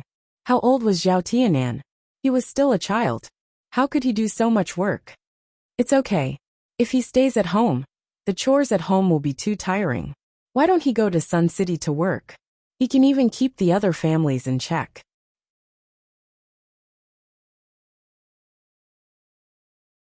Chapter 259. She also felt that it was good to go out. In old Zhao's house, the third branch had done the most work. Liang Jinxiao relaxed for a while, then got up and left. After Liang Jinxiao walked away, she didn't mention Mu Lianfeng. Zhao Yin'er breathed a sigh of relief. Zhao Yin'er asked the two children, "Didn't Grandma go into the house?" Daodu raised his little face and said sweetly to Zhao Yin, "Mom, Grandma was going to go in, but Daoda stopped her. Daoda knows that even Grandma can't see Daddy." Daoda was already used to calling Mu Lianfeng Daddy. Zhao Yin'er touched Daoda's head and nodded. "Daodu is the best. Hee. Let's go in." Zhao Yin'er held the two children's hands and went in. Mu Lianfeng was lying on the bed. As soon as he saw Zhao Yin'er, there was a smile in his eyes. "Yin'er, why do I feel like I've been hidden in a house?" Mu Lianfeng's tone was a little flirtatious. Mr. Mu, you're considered a girl. But my shabby house is not a house. Your analogy is a little inappropriate." Seeing Zhao Yin'er's serious tone, Mu Lianfeng couldn't help but smile. "Yin'er, why are you so serious?" "I'm just joking." Zhao Yin'er found that her thoughts had completely caught up with Mu Lianfeng's rhythm. After lunch and a short rest, Zhao Yin'er took the two children to catch bullfrogs in the field. She wanted to save more money now. After hearing what Mu Lianfeng said today, she thought of her shabby house and really needed to build a new one. She didn't have the ability to pay dozens of taels of silver now. These days, there were fewer and fewer children helping to catch bullfrogs. Zhao Yin'er found that these children didn't help her catch bullfrogs, but they caught them themselves. The field was only so big. Zhao Yin'er still bumped into Qin Hailan. Qin Hailan also took Gooden to catch bullfrogs, and the children directly gave the bullfrogs to Qin Hailan. Looking at the bullfrogs in Qin Hailan's basket, they probably weighed 20 to 30 kilograms. Zhao Yin'er's brows couldn't help but twist. This was already very obvious.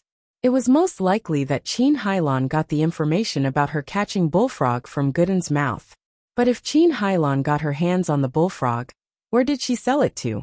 Seeing Zhao Yin'er coming over, Qin Hailan still caught the bullfrogs openly without any guilt. "Hey, sister-in-law, what are you catching?" asked Zhao Yin'er.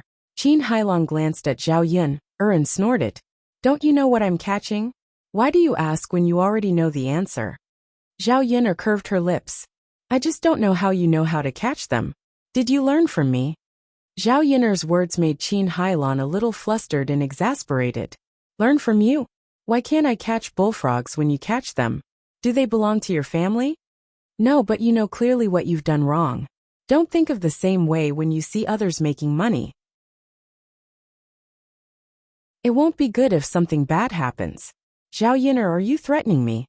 "No, it's just a reminder. Let's go, Gooden." "You're so crazy. I don't know what you're talking about," Qin Hailan said angrily and pulled Gooden away.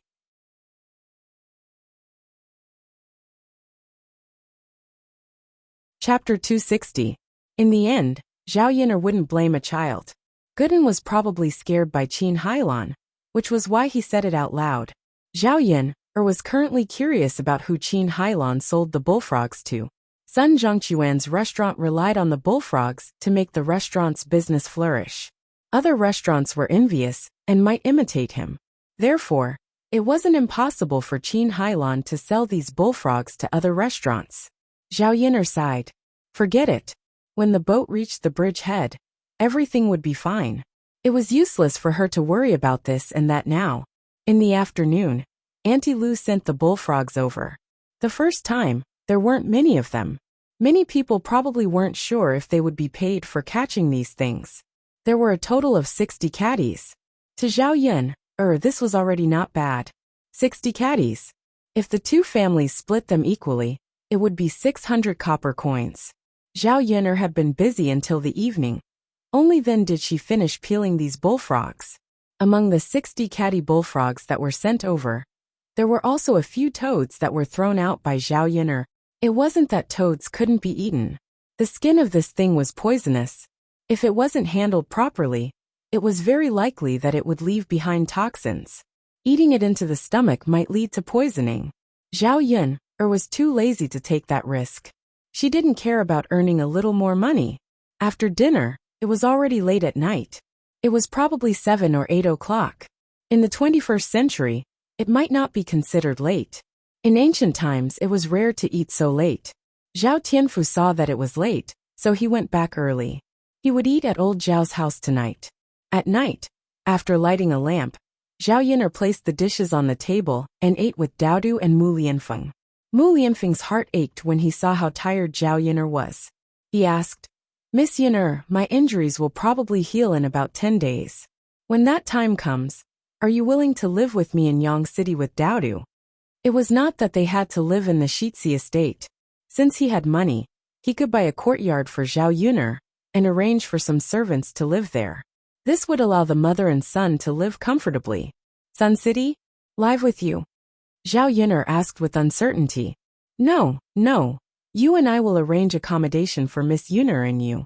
You don't have to live with me." Mu Lianfeng hurriedly explained, afraid that Zhao Yun'er would misunderstand. Zhao Yun'er said, "Oh, we don't have the money to buy a house in Yang City. Actually, it's not bad to live in the countryside." If they went to Yang City, Daodu would probably not have any friends to accompany him. In addition to the strange things in the village, Zhao Yun'er also liked this kind of rural and pastoral life. "It's okay, Miss Yun'er. I can buy everything for you. I will arrange everything for you." Zhao Yun'er chuckled. "Young Master Mu, you can't do this. If I didn't know better, I would think that you have a mistress outside. I don't want to be misunderstood." Zhao Yun'er's words made Mu Lianfeng feel a little embarrassed, and his face turned slightly red. Raising Zhao Yun'er as a mistress? How could that be possible? If he really got together with Zhao Yun'er, he would naturally marry her openly. "Young Master Mu, Daodu and I are doing well in the countryside. You don't have to worry about us," Zhao Yun'er said again. She understood that Mu Lianfeng was just concerned about her. However, she had hands and feet. Mu Lianfeng had helped her so much previously. She did not want to continue receiving favors for no reason.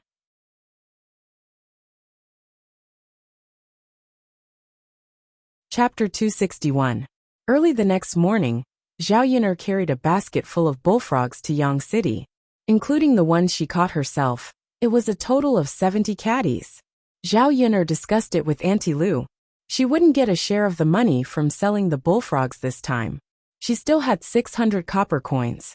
With the money she earned from selling the bullfrogs today, it was just enough to buy a little donkey. Sun Zhongquan didn't expect that Zhao Yun'er would really send over a lot of bullfrogs today. Although there were a lot of them, Sun Zhongquan had no reason not to accept them. In any case, these things sold well. No matter how many restaurants he bought, he would be able to sell them. After Sun Zhongquan settled the bill for Zhao Yun'er went straight to the market and began to choose a donkey. In the donkey market, there were also horses, mules, and cows for sale. They were all tools used for transportation or transporting goods. Generally, only rich people would buy horses. As for the mule and donkey, people like Zhao Yun'er will think about it. The cows that are sold are relatively small. She will buy a calf and raise it. When the calf grows up, it can be used to plow the field, pull goods, and so on. There were more shops selling things. Zhao Yun'er began to slowly choose. After comparing, the last shop gave her the same price as the others. However, they gave her a wooden cart that could be pulled by a donkey. The cart could probably seat 3 or 4 people. It wasn't big, but it could be used to carry goods. It was a total of 1 or 260 copper coins. When Zhao Yun'er returned, she drove her little donkey. It was much more convenient and faster than old Father Hu's ox cart. It was also easier to feed the donkey. She just needed to feed it some grass. However, the donkey wasn't big. She still had to take good care of it later. It was a little small now, so she couldn't carry heavy goods for him. She had to wait until it was a little bigger, before she could carry more important things. Zhao Yun'er's little donkey was a pity. When she arrived at the village, many people came over to join in the fun. They stared at her donkey for a while. "Yun'er girl, you've really grown up. You even bought a little donkey." "That's right. No one in the village has ever bought it. It must be worth a lot of money, right?" "Of course it was before. None of us can afford it. In the future, it will be much more convenient to have a donkey in Shangyang City or town." The villagers surrounded Zhao Yun'er's donkey, which made Zhao Yun'er speechless. Although the villagers couldn't afford much of it, it didn't mean that it was rare. Most likely, they were curious as to how a poor person like her could afford it. The donkey was pitiful. It was in an unfamiliar environment and had to be surrounded. It was clearly afraid of such words. Yunner girl. It seems that if you go to the city in the future, you can bring a few of us along. A woman came up to Zhao Yunner with a smile. It was obvious that she wanted to get closer to Zhao Yunner. The next time Zhao Yunner went to the city, she could really bring her along. That's right. Yunner girl is a good person. If it's on the way, I'll definitely bring her along. A chubby woman also came up and said. Zhao Yunner glanced at the fat on the fat woman's body and thought that if she were to bring her along, she would break their family's donkey. These people really knew how to take advantage of others. They were all shameless.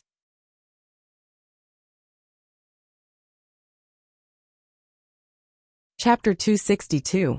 The moment they heard Zhao Yunner say that they wanted to collect money, these people were instantly displeased. Yunner lass, we just want you to bring us along. If we give you money, is it still convenient? You can't be so stingy that you're going to argue with us villagers over 3 copper coins, right? Zhao Yunner only felt that these people were a little funny. They were really thick-skinned to a certain extent. That was why they had the nerve to say anything. Zhao Yunner curled the corners of her lips and said with a smile, Auntie, you're wrong. I spent money to buy this little donkey.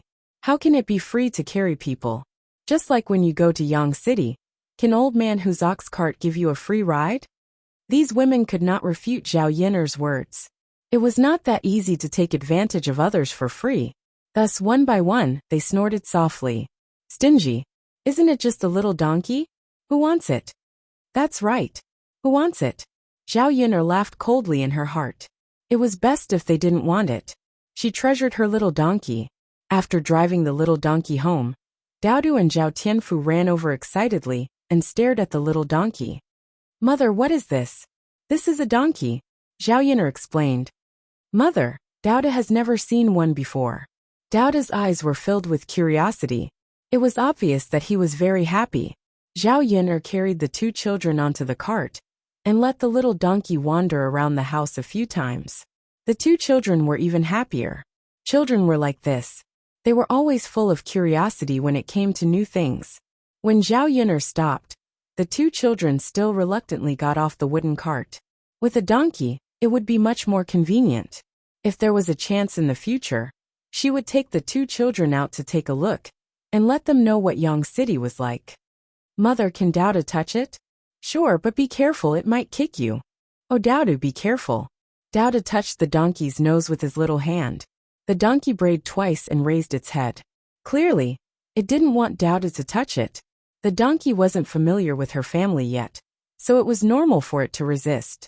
Zhao Yunner stopped Daodu from touching her. Zhao Yunner untied the wooden cart on the donkey and led the donkey into the wooden shed. The wooden shed wasn't big, and Lu Lei had helped build it in the past. Usually, there would be some wood in the shed, so it was just right for a donkey. Mother, what does it eat? Should we give it the same food as Little Black for lunch? Let's prepare a bowl for it too. Zhao Yunner listened to Daodu's soft and cute words and was amused by Daodu. After the donkey came, it seemed like Little Black's status in the family would be affected. Zhao Yunner shook her head and said to Daodu, Little Mao and Little Black eat different things. Little Mao can eat grass. Daodu can get some grass for it to eat. The donkey brayed again when it heard Zhao Yunner's words. How could this woman casually give it a name? Little Mao. Wasn't it too old-fashioned? Okay, Mother. Then Daodu and little uncle will go get some grass for us. Daodu ran off like a wisp of smoke. Not long after, he came back with a bunch of grass. You're tuning in to the Li Mei's Sword of Destiny YouTube channel. We're so grateful for your support, and don't forget to subscribe to join us on this incredible journey through captivating stories. Your generosity through donations truly makes a world of difference, as it's the primary source of revenue that allows me to expand and enhance this channel for you. Thank you from the bottom of my heart for being a part of this adventure.